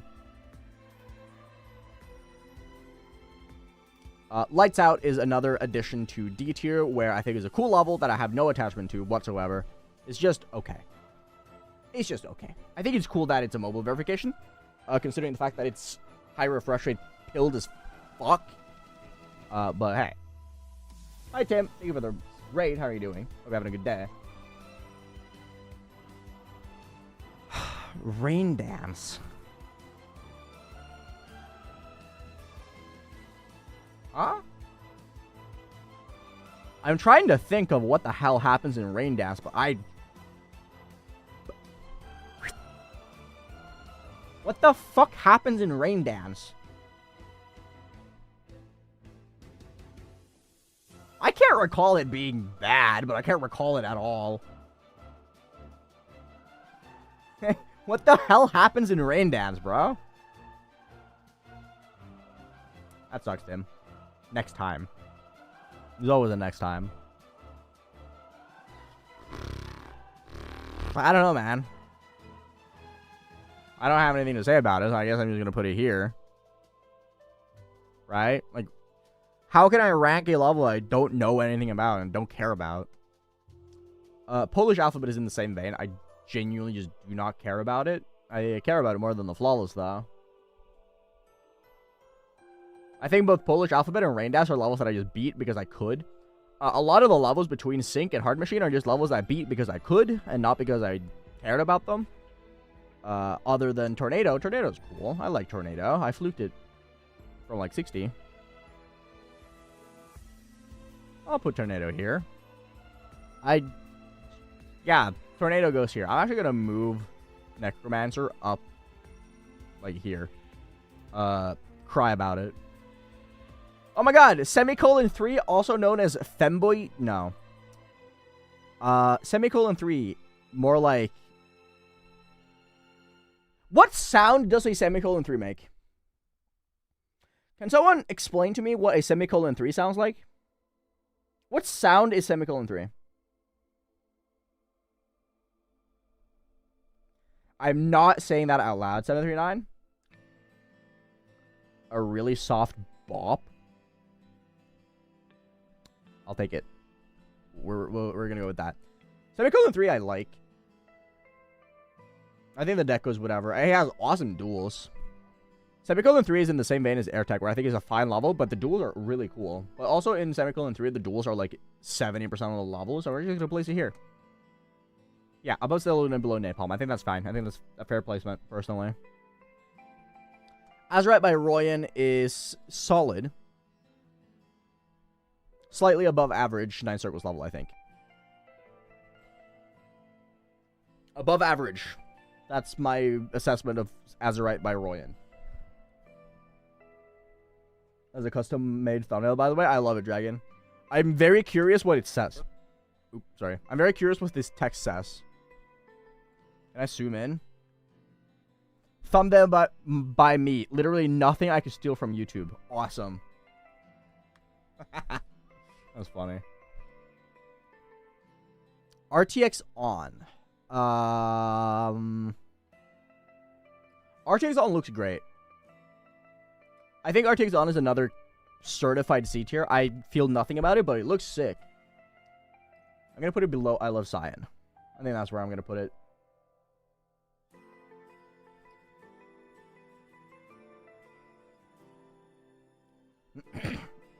Yeah. Hard Machine. Hard Machine is where a lot of my personal attachment is going to grow in. Because Hard Machine is not a fantastic level by any means. I think it's a fine level in like visually and gameplay wise, but I have so much personal, such strong personal stakes in Hard Machine, right? Like I can't like I don't hate it by any means. I think Hard Machine is great, but it's just a personal thing, right? When you spend that long playing a level as a hardest, you just grow attached to it, right?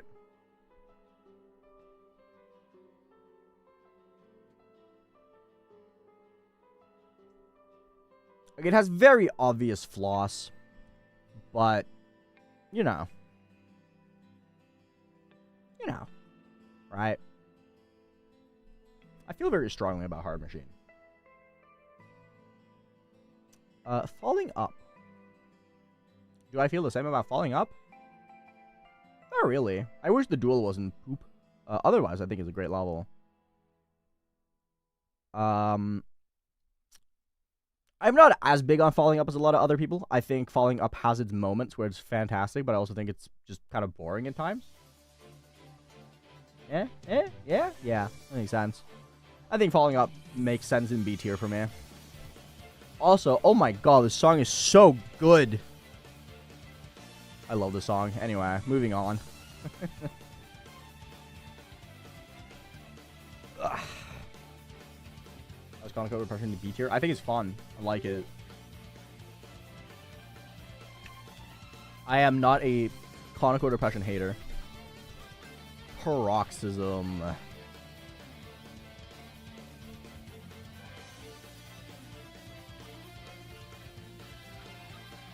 Ooh. I thought I was going to place Paroxysm lower. But I'm like... Nah, I'm clouding myself because I think the first 5% of the level looks good. I'm clouding my judgment based on 5% of the level looking cool and the last ship being satisfying. Paroxysm goes E tier, I think. No copyright music taste? No, I just like video game soundtrack. Fuck. I think I dislike my experience with the Pie Guy. But I think that's like a thing that often happens to me is that I will have like a sour experience with the level. But I will still really like it afterwards because I'm like, I don't like clouding my experience, or I don't like clouding my enjoyment and like feelings towards a level based on a bad experience. Because at that point, there would be no reason for me to beat any level ever. Because if a level that I really like ends up having a terrible experience and I say that I didn't like playing it, then that means the level sucks. And I just don't agree with that mentality. I like Falling Up, but I didn't have fun playing it. But that doesn't make it a bad level, right? Does that make sense?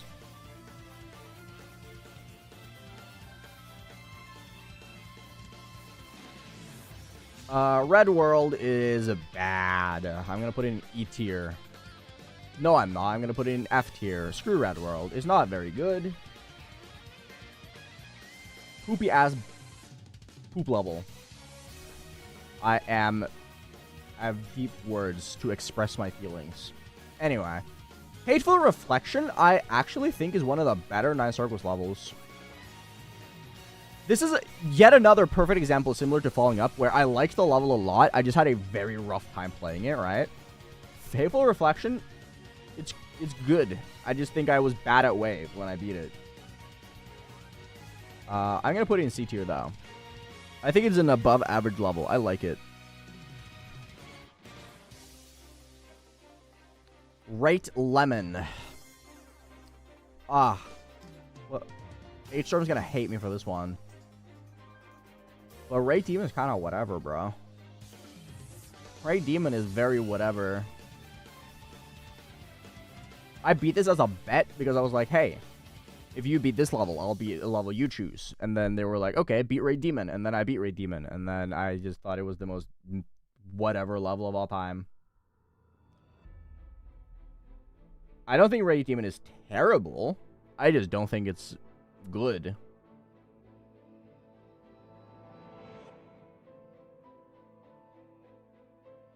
So I'm just listening. I love this song. Power of Jin is such a good song. Anyway, U235 is so good.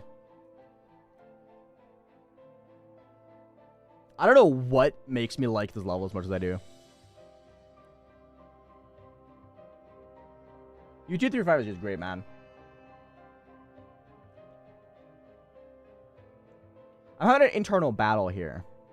Because the deco, the gameplay is such an S tier. It's such an S tier gameplay level. I think it falls in the same category as I Never Dream in Armageddon, where I just didn't play it for long enough to form an attachment. But man, it's so fun.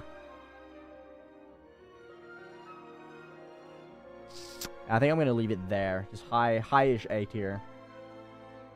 It's a great level. Pure Veil would be F tier. But I think it looks fantastic, so I'm going to put it in E tier. Top of E tier. It's a level that is visually awesome. It is such a cool-looking level, but God, it sucked to play. It is very rare that something that raw, skill-based gameplay just falls out of favor for me. This one is that. Did not like the gameplay in this, despite it being just skill-based gameplay whatsoever. I don't know. I can't put my finger on why. I just don't. Hyper Paradox. I would argue this is probably my favorite Nine Circles. Is there another 9 circles coming up that I'm forgetting, like, completely? It might be. I think he's tied with Balengu. Yeah. Hyper Paradox is just good, man. I'll put Hyper Paradox there. Unless you call Timor a 9 circles level, which I do know there are people who argue it. Why? I don't know, man. It's a wave level. Do I Never Dream? Rush. I've heard people argue Timor being a 9 circles level. I'm not gonna question it. Just... Whoa.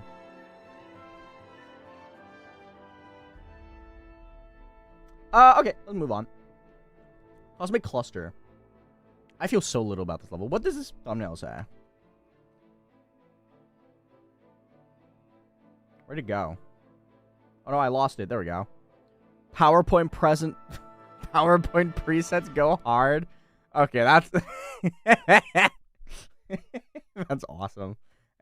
Anyway.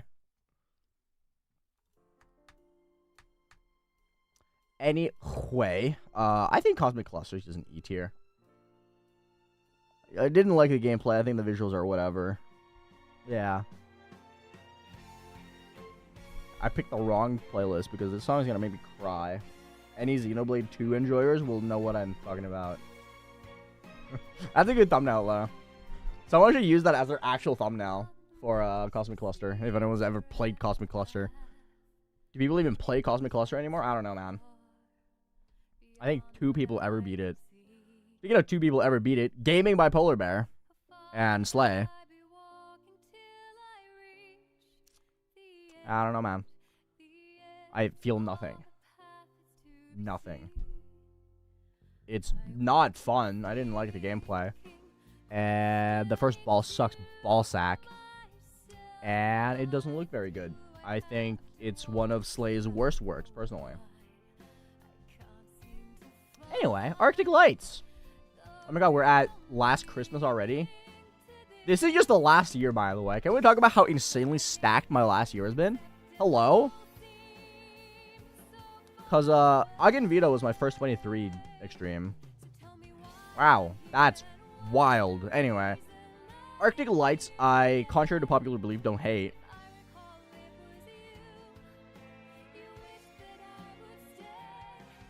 I'm gonna put Arctic Lights here. I like it more than Half-War Reflection, I think. I would put it at the top of C tier. I don't know. I feel like everyone's gonna be like, wait, Aeon doesn't hate Arctic Lights? What the hell? Why? I thought you hated every single second of it. But no, I don't, actually. Huh. Fascinating. Thought I was gonna hate it. I think the only reason there's a preconception that I hate Arctic Lights is the fact that I got 91% in, like, 9k. Not 91. I got 81% in 9k attempts. And then it took me, like, 35 to beat it. Which is not very good. I'm not gonna lie. Going... How much would that be? 4x my attempts to go from 80 to 100. Wild. Absolutely nuts. It's probably why people think I hate it. But it's one of those... I don't dislike the level. I just had a terrible experience with it. It's that kind of level.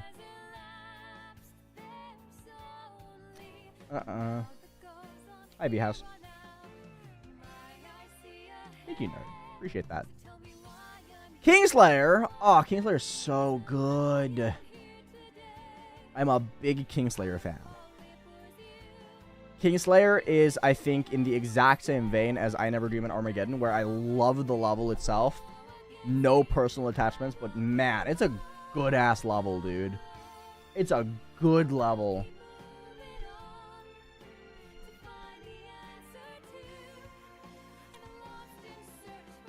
Wintertime is good. Other than the fact that that one part of Wintertime is absolutely balls.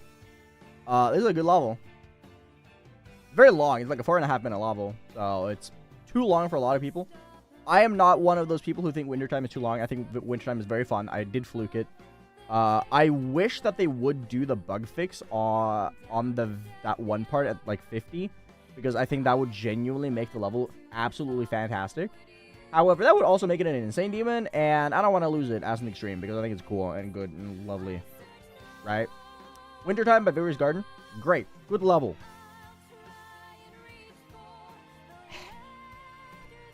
People are so gonna think that I don't have any personal attachment with, again, Witta. But I don't think you guys understand how much of a Skrillex fanboy I am. Skrillex and Joyride are two of my favorite bass producers of all time. I love them. Again, Witta is really high up, man. You know what? I think it's an S tier. It might be my favorite level that isn't a level I spent forever on because I beat it in like a day. But again, Witta is awesome. I love this level so much. Skrillex and Joyride, two of my favorite artists. I love, again, Witta, the song. I have had this song on my playlist since it came out. And to find an Extreme Demon that I genuinely think has awesome gameplay made with it, that made me like Flow. That's not an S tier. I don't know what the hell is an S tier, bro. It's so good. Anyway. Hell Dignity. I think it's a good level. It is. Yeah, I'll put it like here. Yeah, yeah. Thumbs up.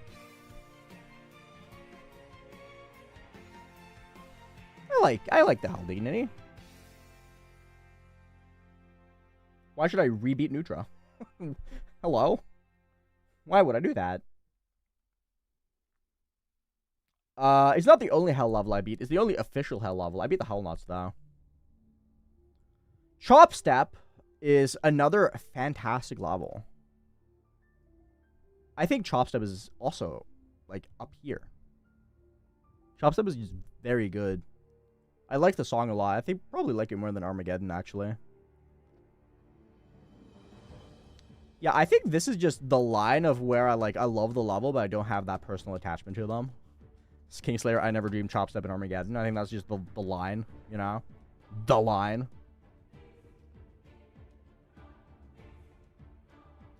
Now we're getting into steaming hot take territory here. I think this is probably going to be the definitive, brand new Aeon's wildest take of all time. But Barbaros Finale is the definition of personal attachment. Barbaros Finale is the definition of personal attachment, and it is all because of the 1,000 Demons. I think as a level on its own, it's very skill-based, so obviously I didn't find it that hard, and I didn't dislike the gameplay because it's gameplay that I'm good at. It's just ship and timings, and one wave part. The deco is funny as hell. You know, him. My headcanon is that he is a pirate in the One Piece universe because it's just a random pirate that just fights you, and I think it's funny as fuck. And obviously the personal attachment of the 1,000 Demons, this being the 1,000th demon that I beat January 30th. I don't know, man. I just have so much personal love for Barbaros Finale because of it. I could have chosen literally any level, and any level would have placed here. But I don't know. I think it's such a cinematic and poetic end to the 1,000 Demon grind to just fluke this. Fluking Barbaros Finale from 46 as the 1,000th Demon that I beat in January is such a poetic ending that I think it's just incredible. I don't think it would have been that high up if it wasn't for the fact that I fluked it as well. But I don't know. It's just it was such a nuts finale, dude. Such a nuts finale. Barbaros Finale is, I don't know, it's just a poetic level to me. I feel like I've just become redundant. I'm not going to just talk about Nutra in any deep way, because everyone already fucking knows that Nutra is my favorite level by a mile. Like, it's not even comparable. Right? Like, Nutra would be S+++ tier. Delfunk, thank you for the Prime. 4 months. Really appreciate that. Thank you so much. Anyway, we can move on. Lost Love is good. Lost Love is great, even. Below Disruption. I think it places there. Lost Love is a good level. When it's a hard machine? I have no idea. Zero clue. Yeah, Lost Level, I think I'm just going to place in B tier. I like it. I think it's a great level. No real attachment to it. I just think it's good. Happy to see AVW beat it as well. That was cool. Artificial Dream. Did not have much fun with this, but it's classic. That's about where the positives end. I'm going to put it even lower. Yeah, I think it's like there. I don't know. Artificial Dream is just... It's fine. It's fine. It's fine. Yeah, it's fine. It is fine. Gonna leave it at that. Awakening Auras, I kind of feel indifferent about. Awakening Auras, I was kind of disappointed by, actually. In retrospect, I was disappointed by this, because I thought it was going to be awesome, because I've always heard so many good things about it, and then I beat it, and I was like, yeah. It's okay. That's pretty much it. It was okay. It was okay. I can't say I like it. I'm going to put it in D tier. Awakening Auras kind of disappointed me. Cat Planet.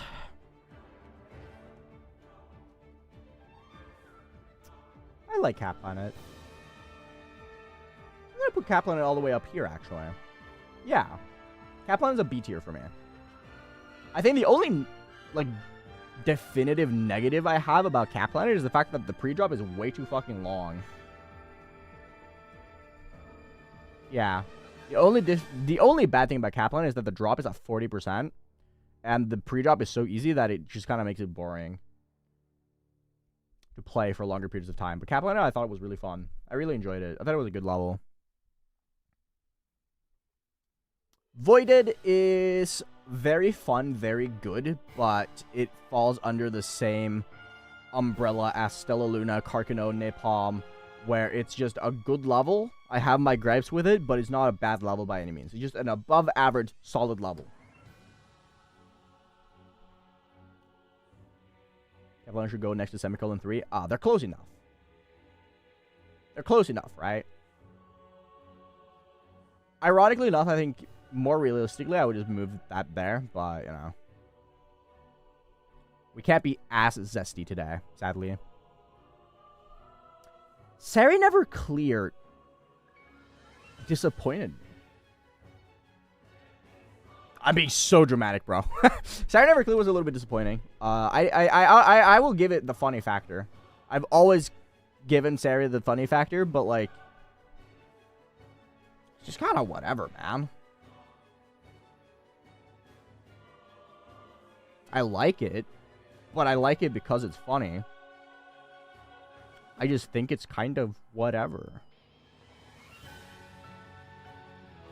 Put it like low B tier. Because I like it in a lot of ways for the funny factor. But like on a deco and gameplay perspective, it is a D tier. But the funny factor brings it up to like a 7 for me. Like, if these are 5 out of 10s, Sari is like a 7 out of 10 exclusively because of the fact that it's absolutely hilarious. But deco and gameplay-wise, it is just kind of a 5 out of 10, bro. It is the most 5 out of 10 level ever.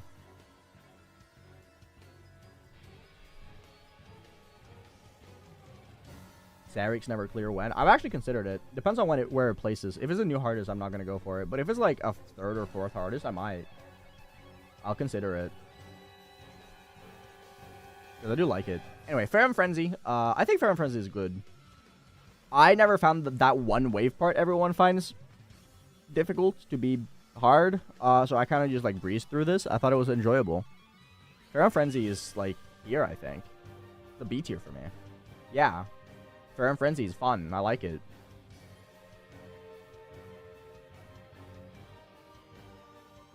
Oh, people are going to be pissed. I'm not going to elaborate further on this.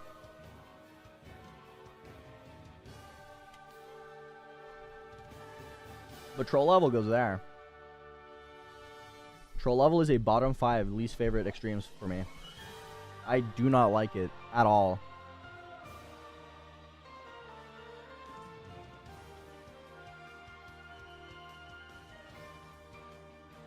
Meltdown is... yeah. It's okay. I'm gonna put it, like, here. Actually, I like Castling more. Yeah, Meltdown is here. It's in the same vein as, like, Azurite, Ray Demon, Forbidden Isle, Penombre. It's just, it exists. It's fine. It's okay. Reflective, on the other hand, I don't like. None of the Flectives I like at all. I'm so glad I did not have to play Inflective for letter I. Don't have to elaborate on Reflective at all. Digital Disarray, on the other hand, I liked. I thought it was fun. I enjoyed it quite a lot. I wouldn't place it any higher, though. It's in, like, this realm of level where it's like, I like it. I think it's a good level. Don't really have any deep thoughts about it, but I would call it a good level, right? It's that part. It's in that realm. Reflective and Deflective are the same thumbnail, are they? Oh. That's funny. That's great. Okay, anyway. Reverence. I'm putting Reverence here, man. I did not like Reverence. Reverence is one of my more... not controversial, but one of my more contested opinions. Because I know a lot of people really like Reverence. I didn't. It doesn't look good. I think it looks below average, and the gameplay sucked, so... Falcon 16! Oh my god! Zeronium verifier of my favorite levels ever, basically. Falcon 16 is high up for me, man.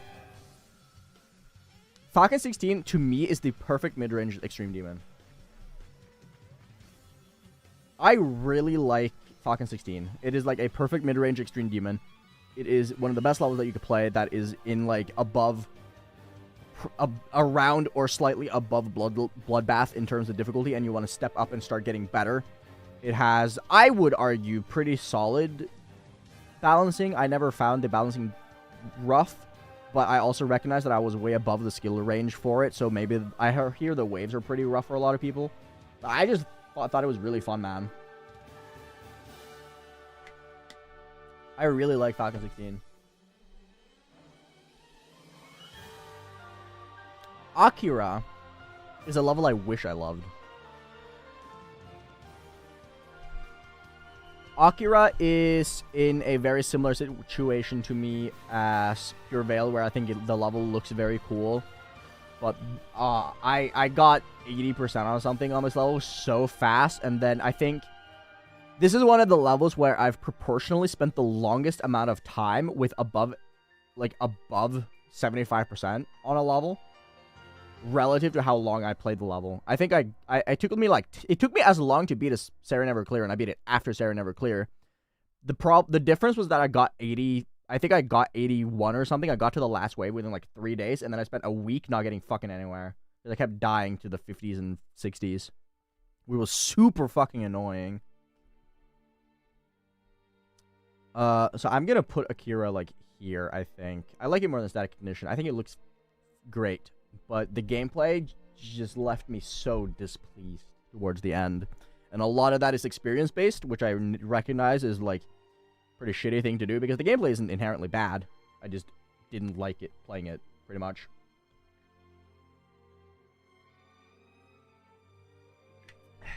Okay. Eternal Moment.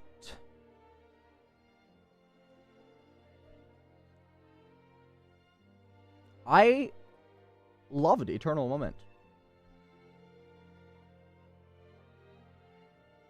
Yeah.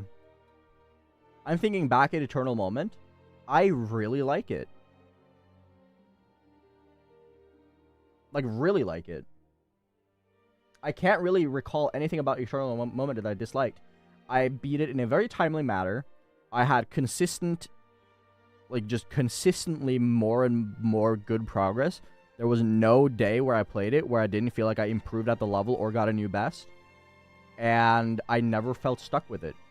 I love the song. I think the decoration is great. I love the gameplay. Eternal Moment is an amazing level. I'm almost inclined to put it above a Requiem even.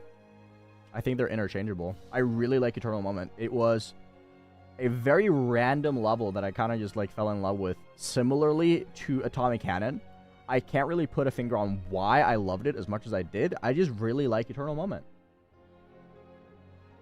I just really like it. I don't know, man. Same goes for Audio Expulsion. Audio Expulsion I did not expect to really like.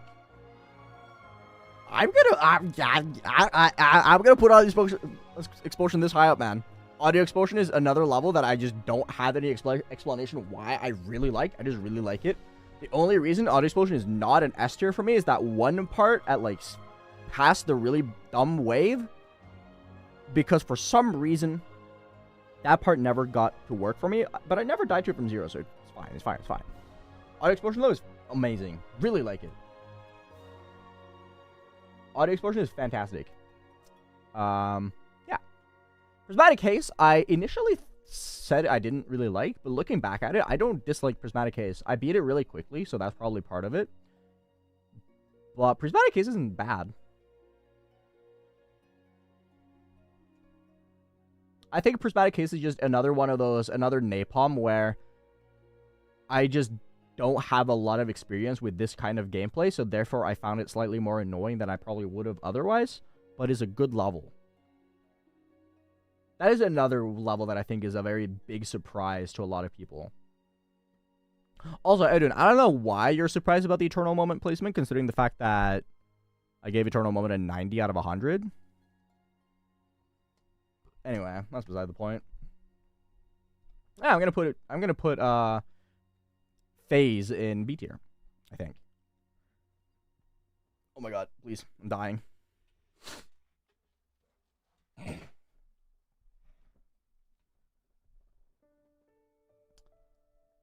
Okay. Next up, we have a Brownoi. Brownoi. We're gonna go with Brownoi. Another very good level that I just kind of like had a bit of a rough experience with, but otherwise it's very, very solid. It would be in the same realm as I Never Dream Dropstep Armageddon if it wasn't for the fact that I had a kind of rough experience with it. I'm gonna put it here. I think it's very good. Brownoi is very, very solid. Brownie, great level. Visually fantastic. Starkey kind of knocked it out of the park with that one. Yeah. Okay. Concaved Memories.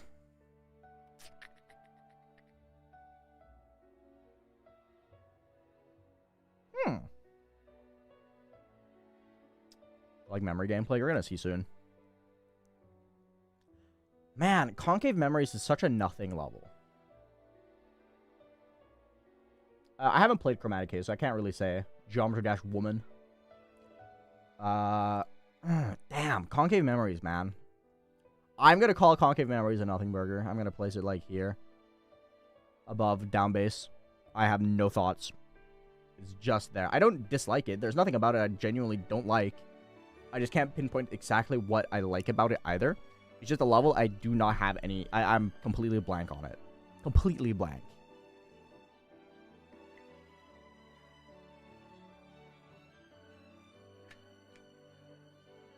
Oh, Aberson, what's up, man? See, I think I did really like it in the moment when I beat it. But, like, looking back on it... Where is it? Concave Memories. I gave it a 70. So, like, my enjoyment was fine. But, like, I don't know. Like, looking back at it, I can't really recall anything about it. It's one of those... Like, now that my thoughts on it has simmered down a little bit, I just can't really recall anything about it. It's like it's like the exact opposite of a lot of other levels, like Titan Complex, where I hated playing it. But looking back at it, it's a good level. Concave Memories was kind of like the other way around, where I had fun playing it, but like looking back at it, I just don't care about it. No care whatsoever.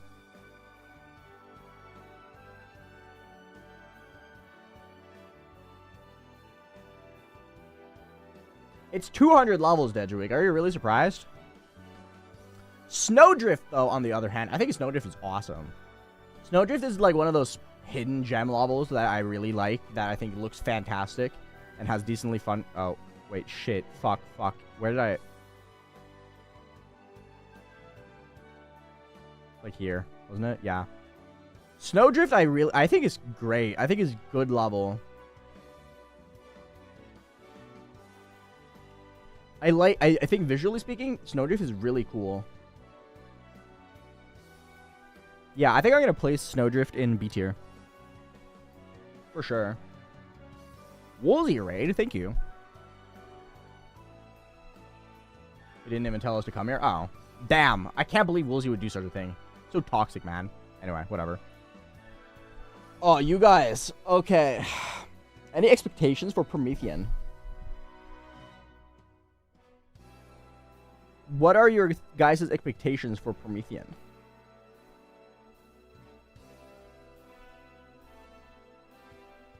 No, I never hated Promethean. I've always been a person to say Promethean is cool. I think the worst thing about Promethean is the fact that End Level made it. Which, to be fair, is quite the negative, but, you know, I don't talk about that. I really like Promethean, man. Promethean was an experience that made me truly confident with my own skill. I think in the same vein as, like, Barbara's Finale, I kind of, like, outweigh the negatives of it by personal attachment. Where I played it, and it just made me feel so good. Promethean was the first time that I truly felt like, okay, I'm actually capable of doing stuff that I don't think I'm able to do. Because with Heart Machine and Rust and all the other levels that I played as, like, hardest or, like, almost hardest, I always felt confident that I was able to do it. Promethean, I added to my list wheel exclusively as a level to act as, like, an intimidation factor to make the spin much more interesting. Getting it as my second level was terrifying. Because I didn't think I was ready. I genuinely did not think I was good enough at the game yet to beat Promethean when I got it. So getting it as early as I did was the most terrifying thing of all time, right? But I ended up not having a horrible time with it. I really liked it. In the way that it didn't feel unachievable when I did it. Like, I went into it thinking it was going to be the hardest thing I've ever tried in my life. And it ended up being a level that I just kind of, like, had a good time with. I think the song is awesome. I'm a big fan of that kind of music. And as a whole, I thought it was good.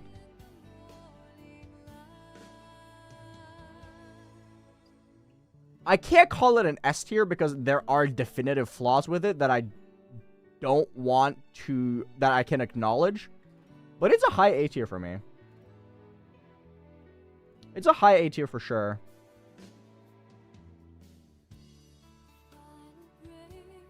It has its problems. That's why it's not S tier. It definitely has its problems. I'm placing it in A tier. I said it when I started, like, getting into, like, I think... what was the next? After that one, my next list one was Fragmented and an EXO. I think Devil Vortex was, like, the first list wheel level that I got that I didn't like. Like, all the other ones I really enjoyed. Like, I really liked Rag. I really liked Fragmented. I liked EXO. Devil Vortex, I was like, on.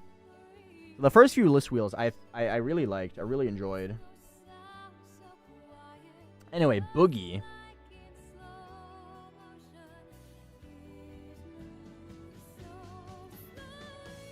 Do I need to explain my Boogie placement? I like metal music, but that's because I grew up on metal. I'm a dubstep person now, but my love for dubstep is an evolution of metal being metal. You guys want me to explain Boogie? Boogie is the 6.5 minute long Extreme Demon. Because I fucking love Boogie. Legitimately, the only thing I can say about Boogie that, like, made it not a perfect experience for me personally was the fact that I find levels above 5 minutes so mentally draining that it's so hard to focus on for a long period of time. So I couldn't play Boogie for too long before I got exhausted. Because I think once it passes, like, 5 minutes, it may as well just be a memory level. Oh, Boogie is way harder than Dark Odyssey. Like, way harder. Boogie is the perfect 6-minute level, I think. I think Boogie is the perfect 6-minute level. It has a very good song. It has one of the best climaxes ever made in this level. The last 20% of Boogie is wild. It is ridiculous to play that part. Getting to it from 0 is one of the most exhilarating feelings you could ever have playing a level that isn't your hardest. It is so good. I think the only gripe I can have with Boogie is the fact that it's really hard to get past 30% because the first 30% is the hardest part. But I don't really mind that. Like, I never cared much about it. The only thing that made me kind of care about it when I was playing it was the fact that I got in, like, a loop of I can't pass 30%, so I should just stop playing for the day. So it took me a lot longer than I would have liked to. That's just because of the fact that it was exhausting to play the level because there's so much to think about, right? But Boogie is fucking awesome, man. Boogie is incredible. Boogie is one of very few levels that are, like, super long and I would highly recommend anyone to do, even as a hardest. This level's awesome. It's so good. I'll move it up. I'll move it above Cybernetic. That level is fantastic. Oh, hi, Crafty. Hi, Bean. How are you guys doing? Yeah, 52 to 100 on Boogie is some of the best gameplay ever made. Ragnarok is, to me, Bloodlust, but slightly worse. I have my gripes with Rag that makes it not amazing, or not perfect, rather, I would say. Rag, I think, is like a high A tier. I really like Rag. I can't really pinpoint exactly what makes it not perfect. I think the thing that makes Rag, like, slightly annoying is the fact that when you get good at it and you're in the phase of being able to beat Rag, you get to 40% every single attempt, and that just kind of becomes a drag. Ah, get it? Rhymes with Rag. But I think Rag as a level is so incredibly good. And one of the things that kind of drags it down a little bit is the fact that Enlex kind of becomes a coin flip. Like, you get really consistent with Enlex, but there is always a chance that you might just fuck something up that you do not understand. So Ragnarok is like a good A tier for me. It's almost pushed to S tier. But I just kind of like the levels above it a little bit more. Also, 2 seconds. I'm gonna get new music. We're doing Pokemon music now. I did Killbot? Yeah, I did Killbot. Killbot was my first memory extreme.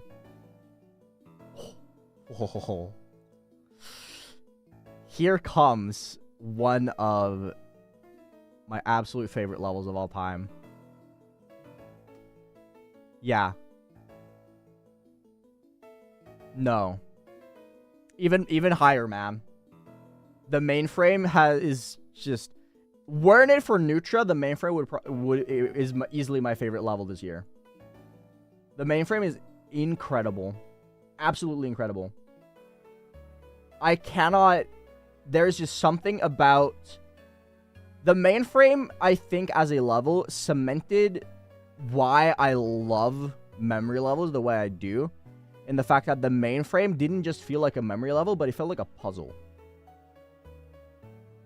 There is memory to, like, Nell, there's memory to Killbot and Requiem, but all of it feels very straightforward when you, like, learn it. The mainframe felt like a puzzle. It does memory in such a unique way that is just completely unmatched.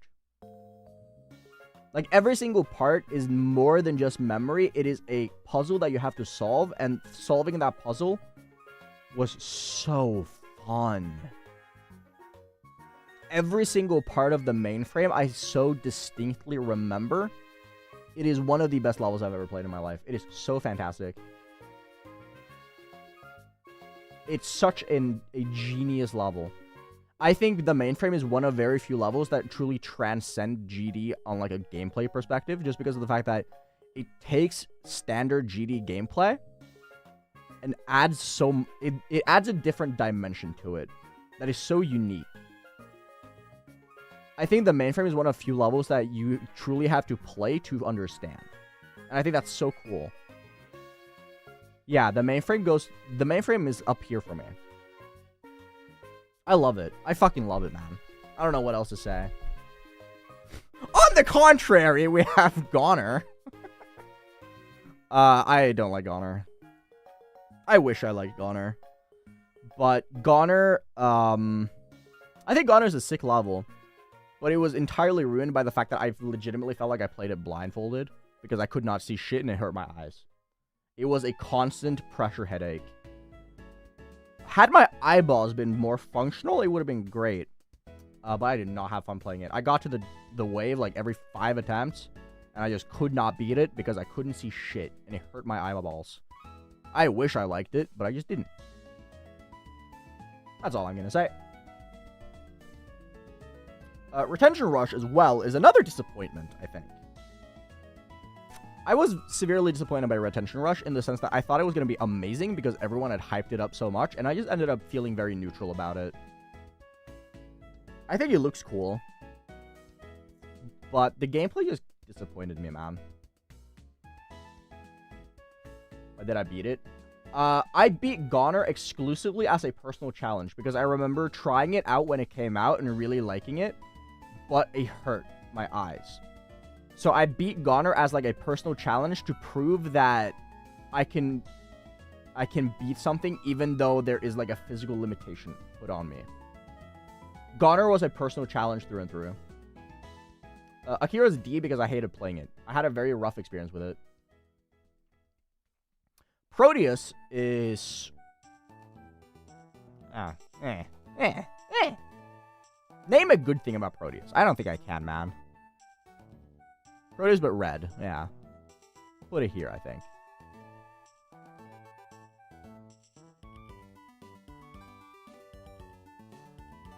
Is hypersonic that low? I just don't care about it, man. Just do not care about hypersonic in the slightest. Cave of Fart. I think when I beat Cave of Heart, I was kind of like, I didn't like it that much, but Cave of Heart is one of those levels that I look back on and I'm like, yeah, that's a good level.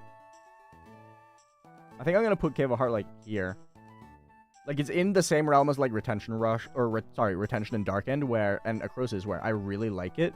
I have my very distinct gripes with it, but it's a great level. Because Cave of Heart is an IMAX level, and IMAX 1 is such a banger creator. And I think his style truly shines with Cave of Heart. Is like what I think Cave of Heart is like one of his earlier levels that like kind of distinguishes him from a lot of other creators. And I think it's such a unique level in a lot of ways, and I think it's really good. I just had some gripes with some of the gameplay, but I think Cave of Heart is really good. Very good level. No, there's a lot of Hypersonic fans. I just beat it so long ago, and I just don't have any strong feelings towards it. It's one of those levels that I forget that I beat. I always forget it's my second extreme. I always think Bloodbath is my second extreme for some reason, right? I don't remember how I felt in all 2 extremes. I don't. A lot of the levels in D tier especially are levels that I just do not care about and have no strong opinions on. And a lot of D and E tier is the levels that I just don't have any thoughts and opinions about. E tier is just, I don't have thoughts and opinions, but I also didn't like them. Right? Carnage mode is surprisingly good. Yeah, Carnage mode is a B tier for me. I like Carnage mode. I thought I was going to hate it, but I kind of liked it. I kind of really liked it, actually. Carnage mode was a surprisingly good level.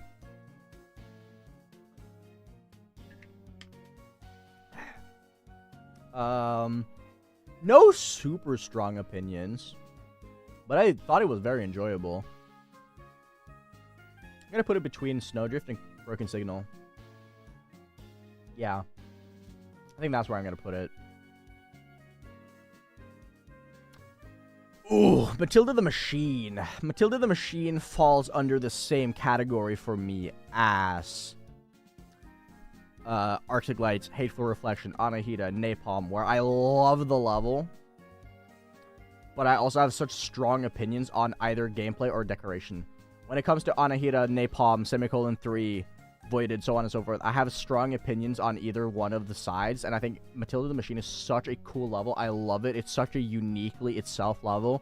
But man, the gameplay kind of blows ballsack.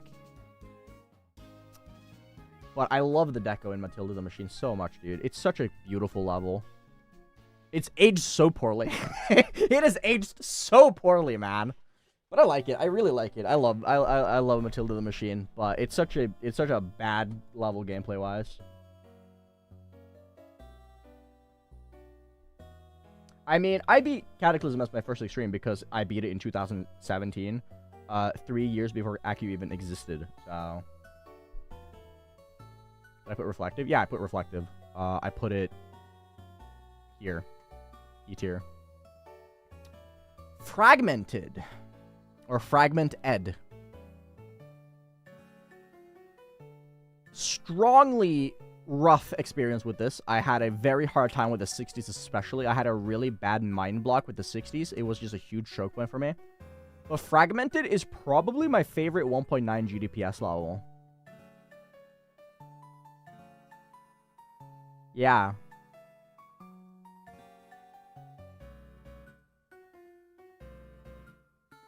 I really like Fragmented. I love the song, and I think the gameplay is really fun. I just had a really rough time with it. So I do have my gripes with it, especially the burst clicks. The 4 blue orbs at, like, I think it's 65? Or is it 66? It's somewhere around there. So the one part I truly disliked, and the ball part at 50 just did not click with me whatsoever. Everything else, though, is so fun. This is a fantastic level. Not ruined, but diminished by 5% of gameplay, pretty much. Fragmented is amazing. I really like it. I think it's really good. But again, similar to stuff like Rag. I'm going to put it below Rag. Similar to stuff like Rag, I love the level, but I have my gripes with it, which is why it's not in S tier. I think Ouroboros and above is S tier candidate levels that I do have specific gripes with, that I can't overlook. So Fragmented is very good. I really like it. Deflective goes in the same realm as Reflective. I don't like it. I'm going to have them next to each other because I think it's funny. But Deflective, realistically, would be like around Paroxysm. They would be in the same tier regardless. Doesn't really matter. It's not very good. Who's ready for EXO? Every YouTuber's favorite level of all time, and every person that watches Geometry Dash content, favorite level of all time. Who's ready for EXO?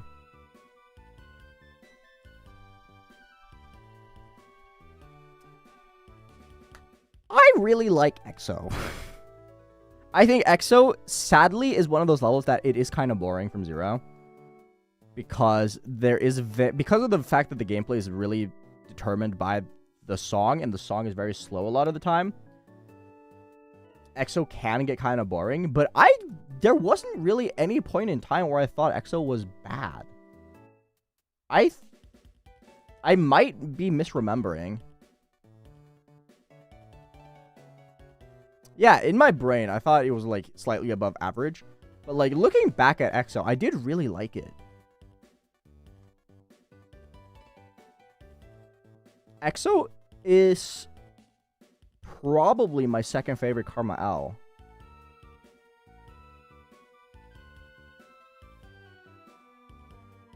Yeah. I think it just works. I think my enjoyment for a lot of levels is very different from how much I like a level. Because enjoyment is very exclusively my experience with the level. 99% of the time. Enjoyment to me is not a defining characteristic of if I think the level is fun or not. It is explicitly how I felt playing the level then and there. And EXO did get boring because it doesn't really start until you get to like 41. And the first 40 is like not that hard except for 3 choke points, being 3, 13, in quotation marks. I didn't find 13 that bad, but I did die to it occasionally.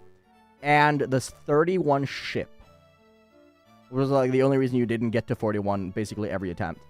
But 40 to 100 is very fun. It's great gameplay. And I think the song is very nice. I like listening to the song itself. EXO is good. I just thought it got a little boring towards the end, but that's only because of the fact that I played it for a couple more days than I would like. I think I beat it in like 5 days, and I would have liked to beat it in like 3, because I was very good at it, like, pretty much immediately. Just realized you've only beaten one of your levels. Have I? It's Anahita, and I haven't beaten Twilight, I haven't beaten Midnight, obviously. I haven't beaten...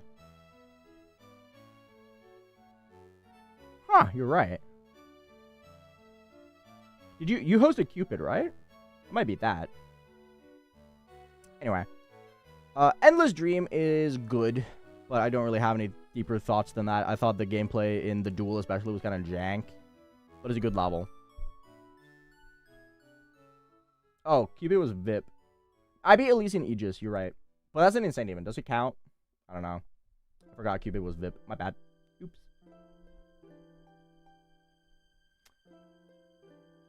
I had a pretty bad experience with Endless Dream, but that's only because of the fact that everyone said it's fantastic. Like, Endless Dream is one of those levels that my preconceived expectation of the level going into it was really high because everyone's calls it their favorite. It's Zeronian's favorite level, right? It's the same reason why I really like Promethean, because I expected it to be shit, and then it didn't turn out to be shit. Endless Dream and Faded Dream turned out to be the opposite, where I expected so much from it, but they turned out to be kind of eh. Right? It's not a bad level, I just kind of eh, you know? There we go. There he went. Devil Vortex, I think is a 5 out of 10 level. I don't dislike it. I thought it was fine. Bad experience as well. Devil Vortex is like...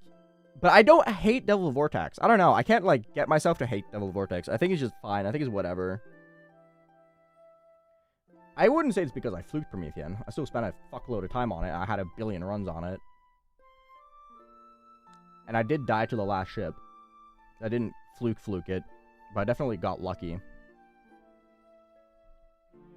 But I had like 50 to 100 on Promethean like 10 times. So it's not like it was unexpected or anything. And I had 20 to 100. Anyway. OPSM 1? Oh my god. Who would ever think that Aeon doesn't like OPSM 1? What a wild scenario we're in.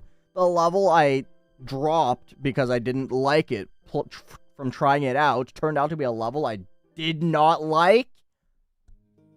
Oh my god. You did not beat that level. Laughing emoji. You're so true. Anyway, I did not like OPSM 1. Surprise. Dude, all this talking is making my mouth tired.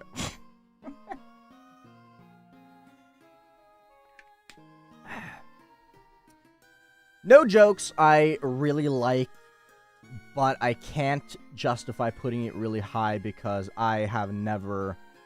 Oh, that's a lie. Tartarus exists. But No Jokes is objectively one of the worst experiences I've ever had. Not just in GD, but just as a whole. I have so many gripes with No Jokes as a level, but it's so cool, though.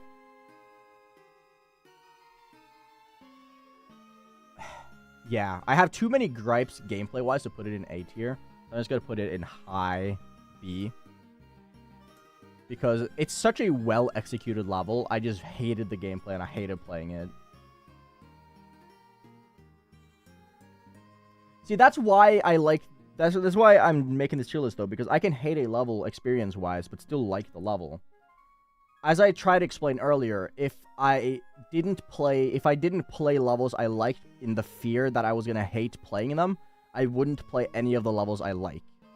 SPL, exact same thing. I hated playing it, but I love the level. I think it's a fantastic level. Same with No Jokes. I hated playing it, but I love the level itself. I can't avoid playing levels I love in the fear of disliking the experience.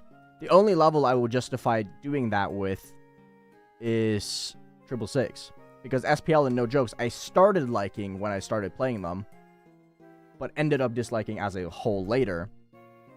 Meanwhile, 666 I just hated playing immediately, so I just didn't decide to play it at all. Because I thought, if I don't like it from the first couple attempts that I play, I'm not going to like the level, right? So I can't... I'm not going to hate a level because of my experience when I liked the level initially. I think that's stupid. Because if that's the case, then a lot of the levels in B and A tier would be way lower. Like Ouroboros, I did not have fun playing, but I still love the level. I think it's a fantastic level, and I think the same goes for No Jokes. I hated playing it, but I think it's a fantastic level. Right? It makes sense. I think it makes sense. In my brain, it makes sense.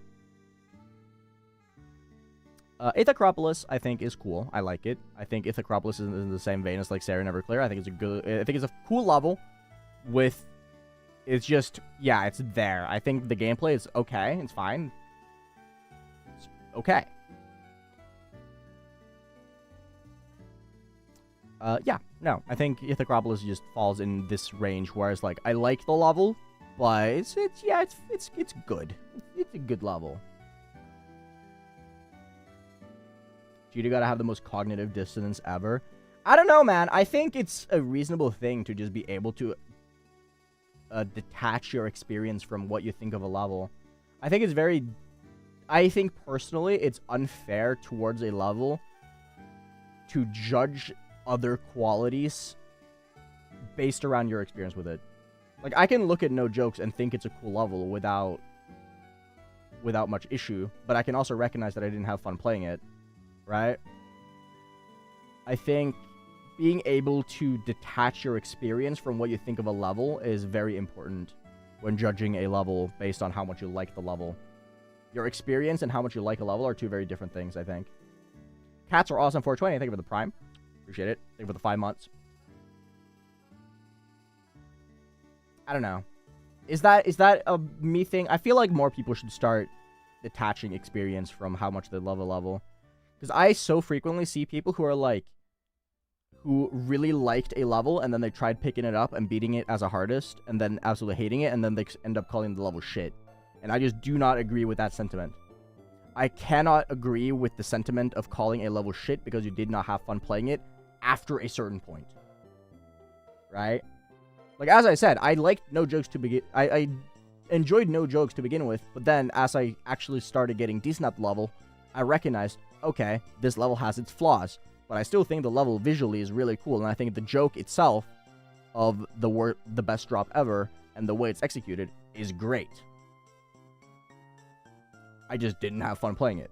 I can still recognize how well crafted No Jokes is without saying, yeah, I had fun with it.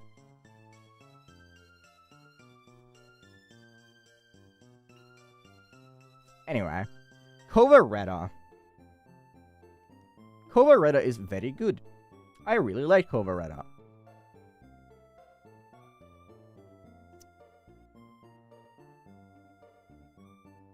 I think some of the hitboxes are kind of shit.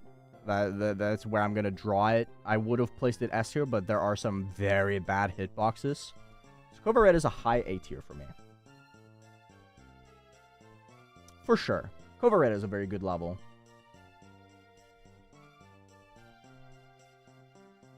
La Llorona. Hold up, I'm thinking. I'm just looking at stuff.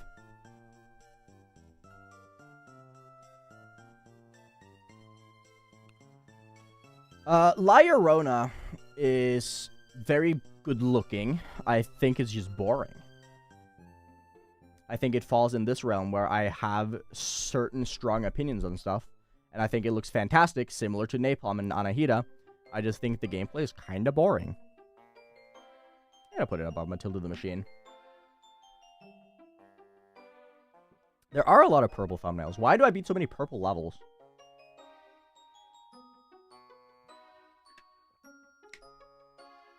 Yes, I did. I haven't beaten Mystic Bounds.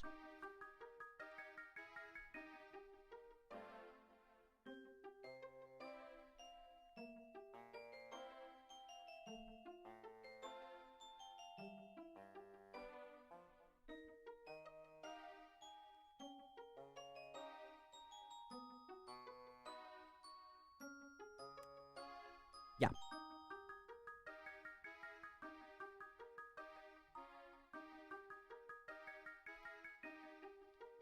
This is... I never thought we were going to live in this timeline. I genuinely did not think that we were going to live in this timeline. But I really fucking like Fragile.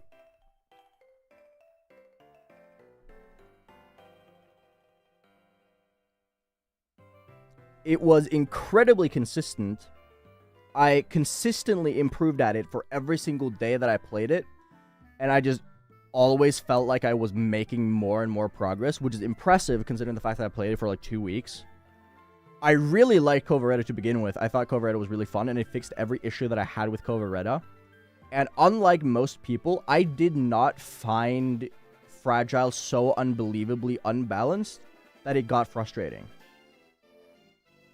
I'm probably one of like 5 people in the history of the universe that did not find the waves in the Fragile or the Coveretta drop of Fragile to be so unbelievably unbalanced that I didn't feel like I had control over it.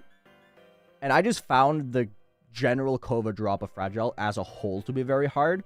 So there wasn't really a point where I felt like I couldn't make progress. I just really attached myself to Fragile, and I can't put my finger on why. Like, I actually can't figure out my brain chemistry to explain to you why Fragile ended up being one of my favorites. I just really liked Fragile. I don't even think it's a wave player thing. I just think there are so few inputs in those waves that I managed to get consistent at them. I'm significantly worse at long stretches of wave, of like 10-15% of wave, than I am at like 3 inputs. Because the 30 wave is 3 clicks. And the 40 wave, the one at 42, is also like 3 clicks. And when it's that few inputs, it just builds into the muscle memory, and I just got consistent at it because I practice it a ton. I just didn't find it impossible, and I thought it was really fun. I love Fragile, and I don't know. I don't have anything else to say. I just think Fragile is a very good level. I'm very good at little bursts of wave. I'm just really bad at longer sections of wave. So the Fragile waves didn't mess me up that much. And I think Shibireta, the extension to Fragile, is really good. Incredibly fun. And I think, similarly to, like, Rust or Boogie, I think the ending of Fragile, when you get to that last ship part, and you get into the 2 double spikes, and then the last burst of gameplay, it's exhilarating. It's incredibly cool. Very fun. And it feels awesome to be able to pull through with it. Despite my 95 times 2 and a 97 death on Fragile, I always felt like I was close to beating it, and I didn't feel like it was a hindrance. I just thought it was fun. Like, even dying to 95 twice and 97, Fragile didn't get worse because of it. I really like it. I mean, clearly, I put it in S+. I just really like Fragile. That is probably the most surprising one. That's probably the most surprising one that you're going to see this entire stream. But, you know. Now Dead is... I don't know. Now Dead, I think, was fine. I thought it was okay. I have my issues with it. It's just a decent level, I suppose. Yeah, Now Dead feels like a D tier for me. Cold Outcry and A is crazy. I mean, I verified it, so is it really that crazy? Windstorm is awesome. Windstorm, I will group together with I Never Dream and the likes, because I think Windstorm is really good. Very good. I just don't have that personal attachment to it. So, Windstorm, very, very awesome level. I'm going to put Armageddon above it, though. Windstorm is a very easy A tier for me. It's essentially a 10 out of 10 without the personal attachment like the S tiers have. Thank you, Otto, for the 100. I was supposed to have a mage dress at one point, but Amazon fucked up my order. Balengu Vortex is, as I said, tied for my favorite Circles level. Balengu is very cool, very fun, very enjoyable. I never thought I was going to say that. I was an avid Bausha Vortex is better than Balengu Vortex sayer up until I beat Balengu Vortex. I almost exclusively think it's because of the fact that I got so much better at the game that I just did not struggle with it at all. So Balengu Vortex just was fun for me because I never had an issue with it. Like, Balengu Vortex was just a good time. I had a lot of fun playing it. So Balengu Vortex sits comfortably in high B tier for me. I think I would find Bausha Vortex better than Balengu and Hyper Paradox if I didn't beat it when I beat it. Because I placed Bausha in D tier because I had such an excruciatingly bad experience with it doing it as the second hardest. My hardest wave level before I did Bausha Vortex was fucking Jawbreaker. when I did Bausha Vortex, my hardest wave level was like Jawbreaker. And I was like, I need to get better at wave. So I decided to do Bausha Vortex as a second hardest after I beat Stalemate Redux. I really like Bausha Vortex, but I had such an excruciatingly shit time playing it that I can't place it higher than D tier. Bausha Vortex is at the top of D tier because I really like the level, but it was so awful to play.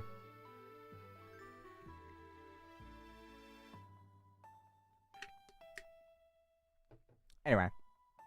Roby is a very I feel nothing level. Because I just beat it quickly. I got unlucky with it, which kind of soured it a little bit. So it's like in the same realm as Artificial Dream. I think it looks great.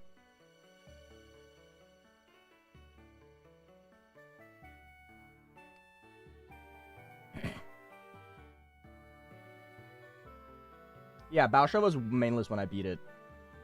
I think Bausha was like top 50 or something. Something along those lines. Frizzy V! I really like Frizzy V, and I can't say why. I think it's partially the name. The fact that I can give a nickname to a level and it makes sense, awesome. Frizzy V is really fun. I really like it. It's just the level that I really like. It's in the same realm as Darken, Retention, Necrosis, where I really like the level, but I don't have any stronger feelings towards that. I think the gameplay of Frizzy V is awesome, so it falls under the same as Retention, where the gameplay is amazing, but I don't care about the decoration. Similar to how I think Darken and Necrosis looks amazing, I just don't care about the gameplay. It's that, but flipped. Frizzy V and Retention falls under the same as me, for me. I think it's great. I really like it. Anyway. Here comes the big bad. Here comes the big bad. Oh my god, I have so many things to say about Tartarus, man. First and foremost, how the fuck did I beat it? Yeah, I think I agree with that, Fruit Salad. I think Frizzantino vibes holds up very well for a 5-year-old level. Anyway, I digress. Tartarus, I think, is one of the most intense cases of it could be great. Yeah, Tartarus, to put it lightly, was a very humbling experience. Tartarus has so much potential. I really liked it for the first 2 weeks, and then I started like getting unlucky until I got really unlucky. Visually speaking, I think is okay. I think it's like a 6 out of 10 visually. I think it's fine. It's a good decorated level that I don't have any strong opinions on. I think the gameplay itself is very fun, but man, 12%, 30 to 33, 46, the swing copter, and 70 to 80 is, oh my fucking god, man. And it's not even because of the fact that the gameplay itself is bad. It's just so poorly handled. And it's so obvious that it was an open verification because it could have been great if they were allowed to make changes to the gameplay. It is a bad transition hell with some nuts choke points. And it's just, I don't know. You can so clearly tell that they weren't good enough at the game when they made the gameplay. Because it has so much potential. Right? Like, I think Tartarus is probably the level that I think is the most fun with objectively bad gameplay. And the objectively bad gameplay comes from the fact that it's just... Man, those choke points, dude. Those choke points are so bad. Especially 12 and then 30 to 33. And the swing copter just held me back so significantly.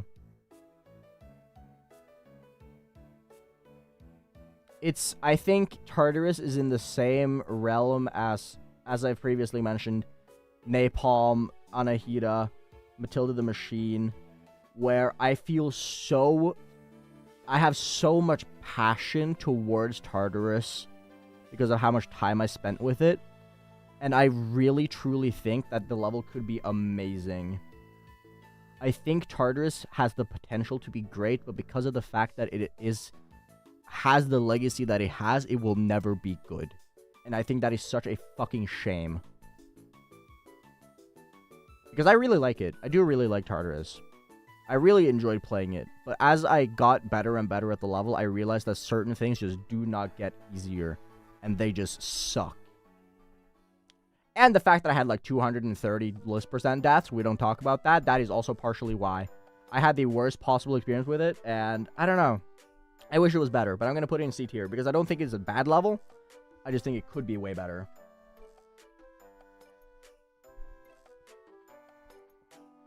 Robot Chief Exposal is yeah. You know what? Oh god. I'm gonna put it even lower. I think it's like comparable to Polish alphabet.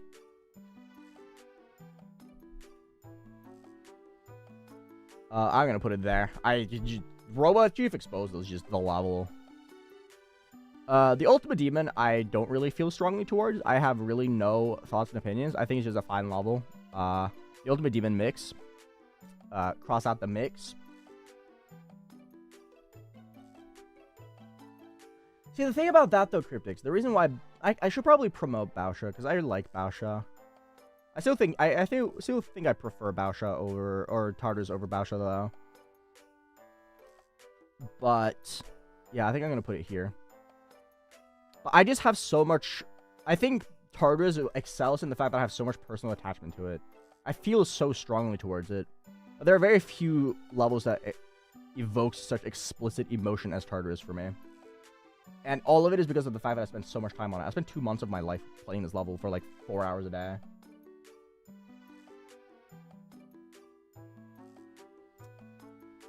But yeah. I'm gonna move Bausha up though. Anyway, as I said, Ultimate Demon, don't really feel much about it. I think it's just a fine level. No thoughts, head empty. It's just decent. Empyrean. This level's so cool, man. I fell in love with this level because I was taking a small break from Tartarus to as a sanity check, and then I learned it, and I thought it was really fun, and then I beat Tartarus, and then I beat Empyrean right afterwards, and I think this level is really good. Empyrean is like a good... it's like a very good A tier for me. I'll put it below Niflheim, I think. Empyrean is very good. Like, really good. Empyrean, if you haven't played it, go check it out, man. That level was sick.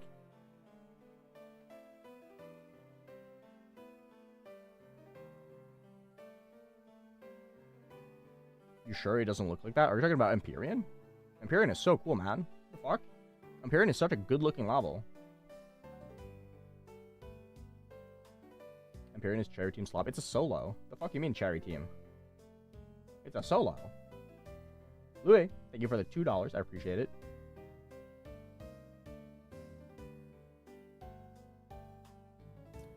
Anyway, let's move on. Future Chaos. I think Future Chaos is cool. I like Future Chaos. Future Chaos is one of those levels that I have a weird affection towards.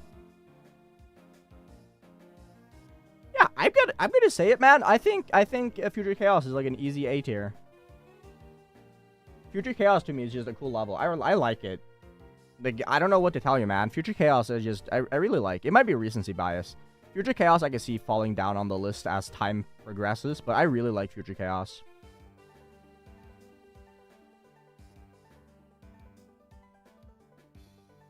Shinigami is... again, grouped in with the rest of the levels where I feel very strongly, passionately about certain things. Shinigami, I feel very passionate about the 70s being the worst thing ever created, but everything else is absolutely fantastic. God, if just fucking Kanzi's part didn't suck, dude. Shinigami, unironically, might be one of the levels I feel the strongest about, just because of the fact that I feel like it's such a shame that a 4-minute level is ruined by 8% of gameplay. It's just 70 to 78, man. If 70 to 78 wasn't shit, this level would be so good. Ah, such a missed opportunity. Fated Dream, I think, is better than Endless Dream, actually. I like Fated more than Endless. I'm gonna put Fated in low B, actually. Surprisingly enough.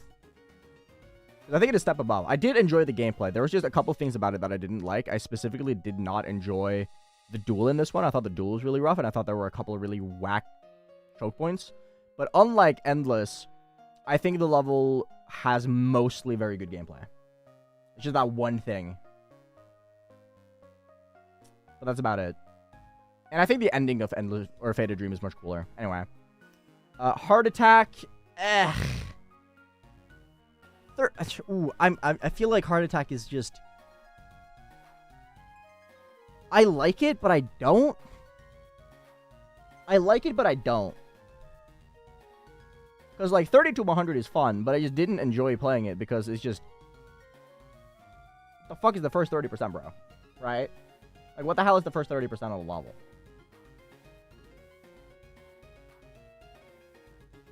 I'm gonna put it here. I thought I would like it more, but I just don't, I guess?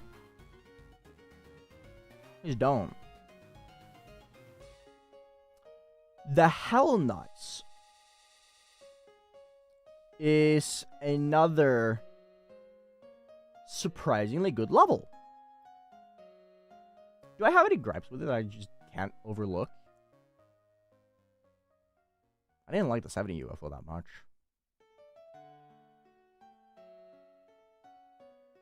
Ah, it's just a high A tier. There's very little that I didn't like about it. But there are also things that I just don't care about. I think the only difference between Hellnuts being an A tier instead of an S tier is the fact that there is a stretch of gameplay from like 20 to 40 that I just don't care about, other than the blind ball timing thing. That's a cool part. But there's like a 20% gap of nothingness that I just do not care about. I think that's the only reason it's not an S tier. There's nothing I distinctly dislike about it other than that one UFO click. But there's a part of nothingness, bro. And that's the only reason it's not an S tier. There's just a part of nothingness that I just don't care about. I really like the Hellnuts, though. The Hellnuts is cool. I like the Hellnuts.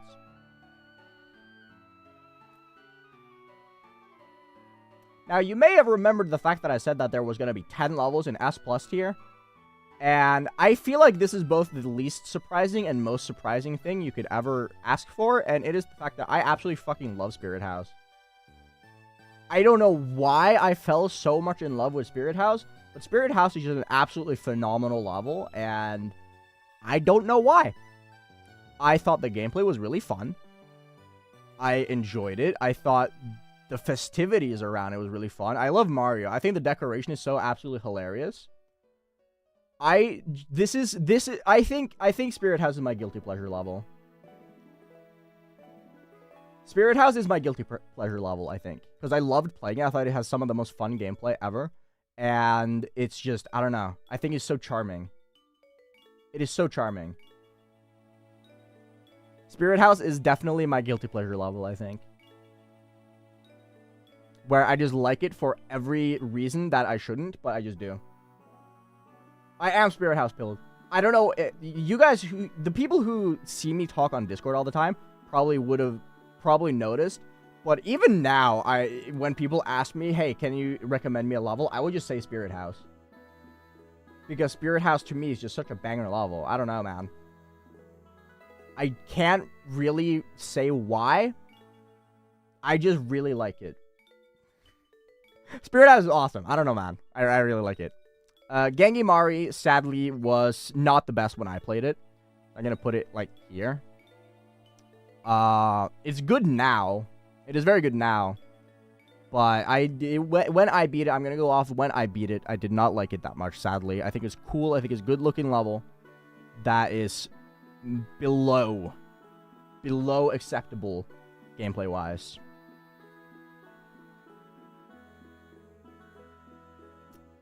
Launchpad Labyrinth as well is probably going to be a surprisingly high placement. It is not going to place in S+. I think a few people are going to expect it to place S+.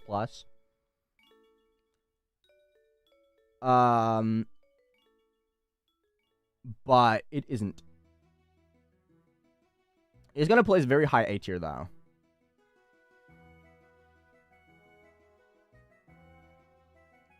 Where I don't know, I just really like Launchpad Labyrinth. I think Launchpad Labyrinth is great. I thought it was fun. It was the perfect chit-chat level. where we could just have a nice conversation, talk, have a good time, and vibe, you know? And I can't lie, I think it's absolutely hilarious. I think it's very funny.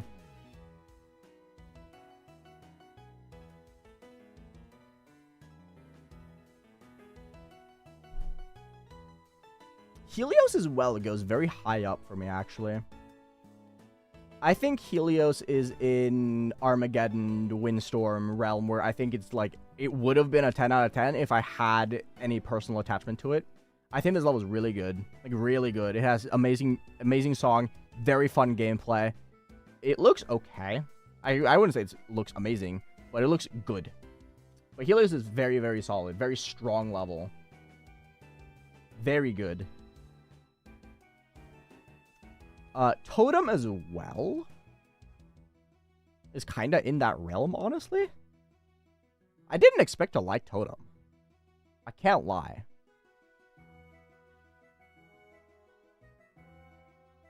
I think Totem is more in, like, the Myocardia Brownoi realm, where I really like it, but I can also, like, pinpoint specific things that I did not like about it. With Helios, I Never Dream, Kingslayer, Windstorm, I can't really pinpoint specific things that I strongly did not like. With Totem, I can. So I'm going to put it with Myocardia and Brownoi. Probably at the bottom of those three. Yeah. Chroma 2, to absolutely no one's surprise, goes right above Succubant Hell. Yeah, I don't feel like I have to explain anything about that one, man. I really don't. Chroma 2 is just not good.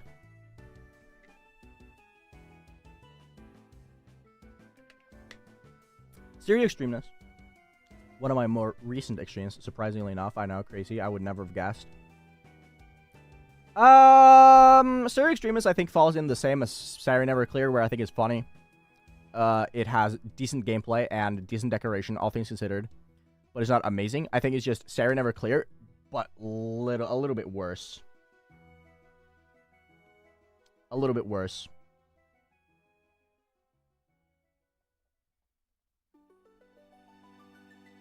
I Hate Ren is surprisingly good. Yeah, no, I think it's like a solid B tier. I like grouping it into like Pharaoh Frenzy, Incipient, Shock Therapy, Disruption, Lost Love, Snowdrift, where I really like the level itself, but I don't have any like really strong feelings. I just think it's overall good. I think it would have probably placed higher if it wasn't for the fact that I really did not like the 60 wave. 50 wave? Yeah, 50 wave. I beat Sarah Never Clear a while ago. It was earlier this year, though. Yeah, I think I'm going to put I Hate Ren there. And for those of you who have paid very strong attention to the amount of S+ tiers, you're probably expecting that. But I've actually been cooking up in my brain a thought. And I have been considering things for a very long time now, just like sitting here thinking. And I am having a kind of a hard time deciding between two levels. And Miss You, as amazing as it is, I don't know if I want to put it in my top 10. And I don't know why, but I'm having a very hard time figuring out why Eternal Moment just kind of like has just spoken. I don't know if speaking to me is what is the right terminology here. But with Killbot, I can like point out things that I'm like, there are things about it that like, not necessarily dislike, but there are things that I find like don't hold up. With Eternal Moment, I think is so consistently amazing throughout the entire runtime of the level. And when we include experience and everything, all things like into the accumulation of what makes my favorite levels, Eternal Moment kind of just edges it out. I hate the fact that I had to use the word edge because of certain recent events. But I don't know. I can't point at something with Eternal Moment I dislike. With Killbutt, I think there are definitive parts that are worse than the others. I think specifically the spider ball duel in Killbutt, I think is kind of like the cube robot and then spider ball duel. I think it's good. It's definitely a good part, but I don't think it holds up to the rest. And with Requiem, I feel the exact same about the beginning. I don't think the beginning holds up to the rest of the level. And with Miss You, I don't really think the UFO/ship house part holds up the same way to the rest of the level. Where like they are good parts, but I think to the whole of the level that they just kind of like fall a little bit flat. I don't have that part with Eternal Moment. There is nothing in Eternal Moment where I'm like, this part is worse than the rest. I just think all of it is really good. And with Requiem, Killbot, Miss You, not so much Miss You, but with these 4 levels, my experiences were generally very straightforward. I just kind of like played them, got better at them, beat them, had a very good time, all things considered. I just think Eternal Moment is slightly better. And I've been thinking about this for like the last 50 levels. Because I was like, I want to put Miss You at the top. But at the same time, I do feel like it isn't in my top 10. So I was like, but I don't think Killbot is either. Because I can't specifically name a thing that I'm like slightly displeased with. Eternal Moment, though. Maybe I am drunk. I think Eternal Moment and Spirit House are definitely going to go out of my top 10 at some point eventually. But I think I think I like this. I think I like that. I have to stop thinking. No. I won't. I'm happy with that placement. Surprisingly enough. Eternal Moment in S+ surprised me as well. But so did Fragile in S+. And I don't know. I think I've just like had Eternal Moment completed for such a long time now, and the fact that I just can't name anything that I actually dislike about it is enough of a reason. There is nothing about Eternal Moment I don't like. Like, legitimately nothing.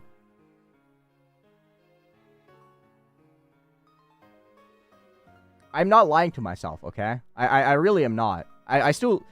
Even if Eternal Moment goes above Killbot and Requiem, that doesn't mean I don't like Killbot and Requiem. I just said that exclusively S+ was going to be my top 10. And this is my current top 10. I don't know. Eternal Moment just stuck with me. Anyway, I think I'm happy with that. Maybe I should... Are there any levels that I would like to like move around?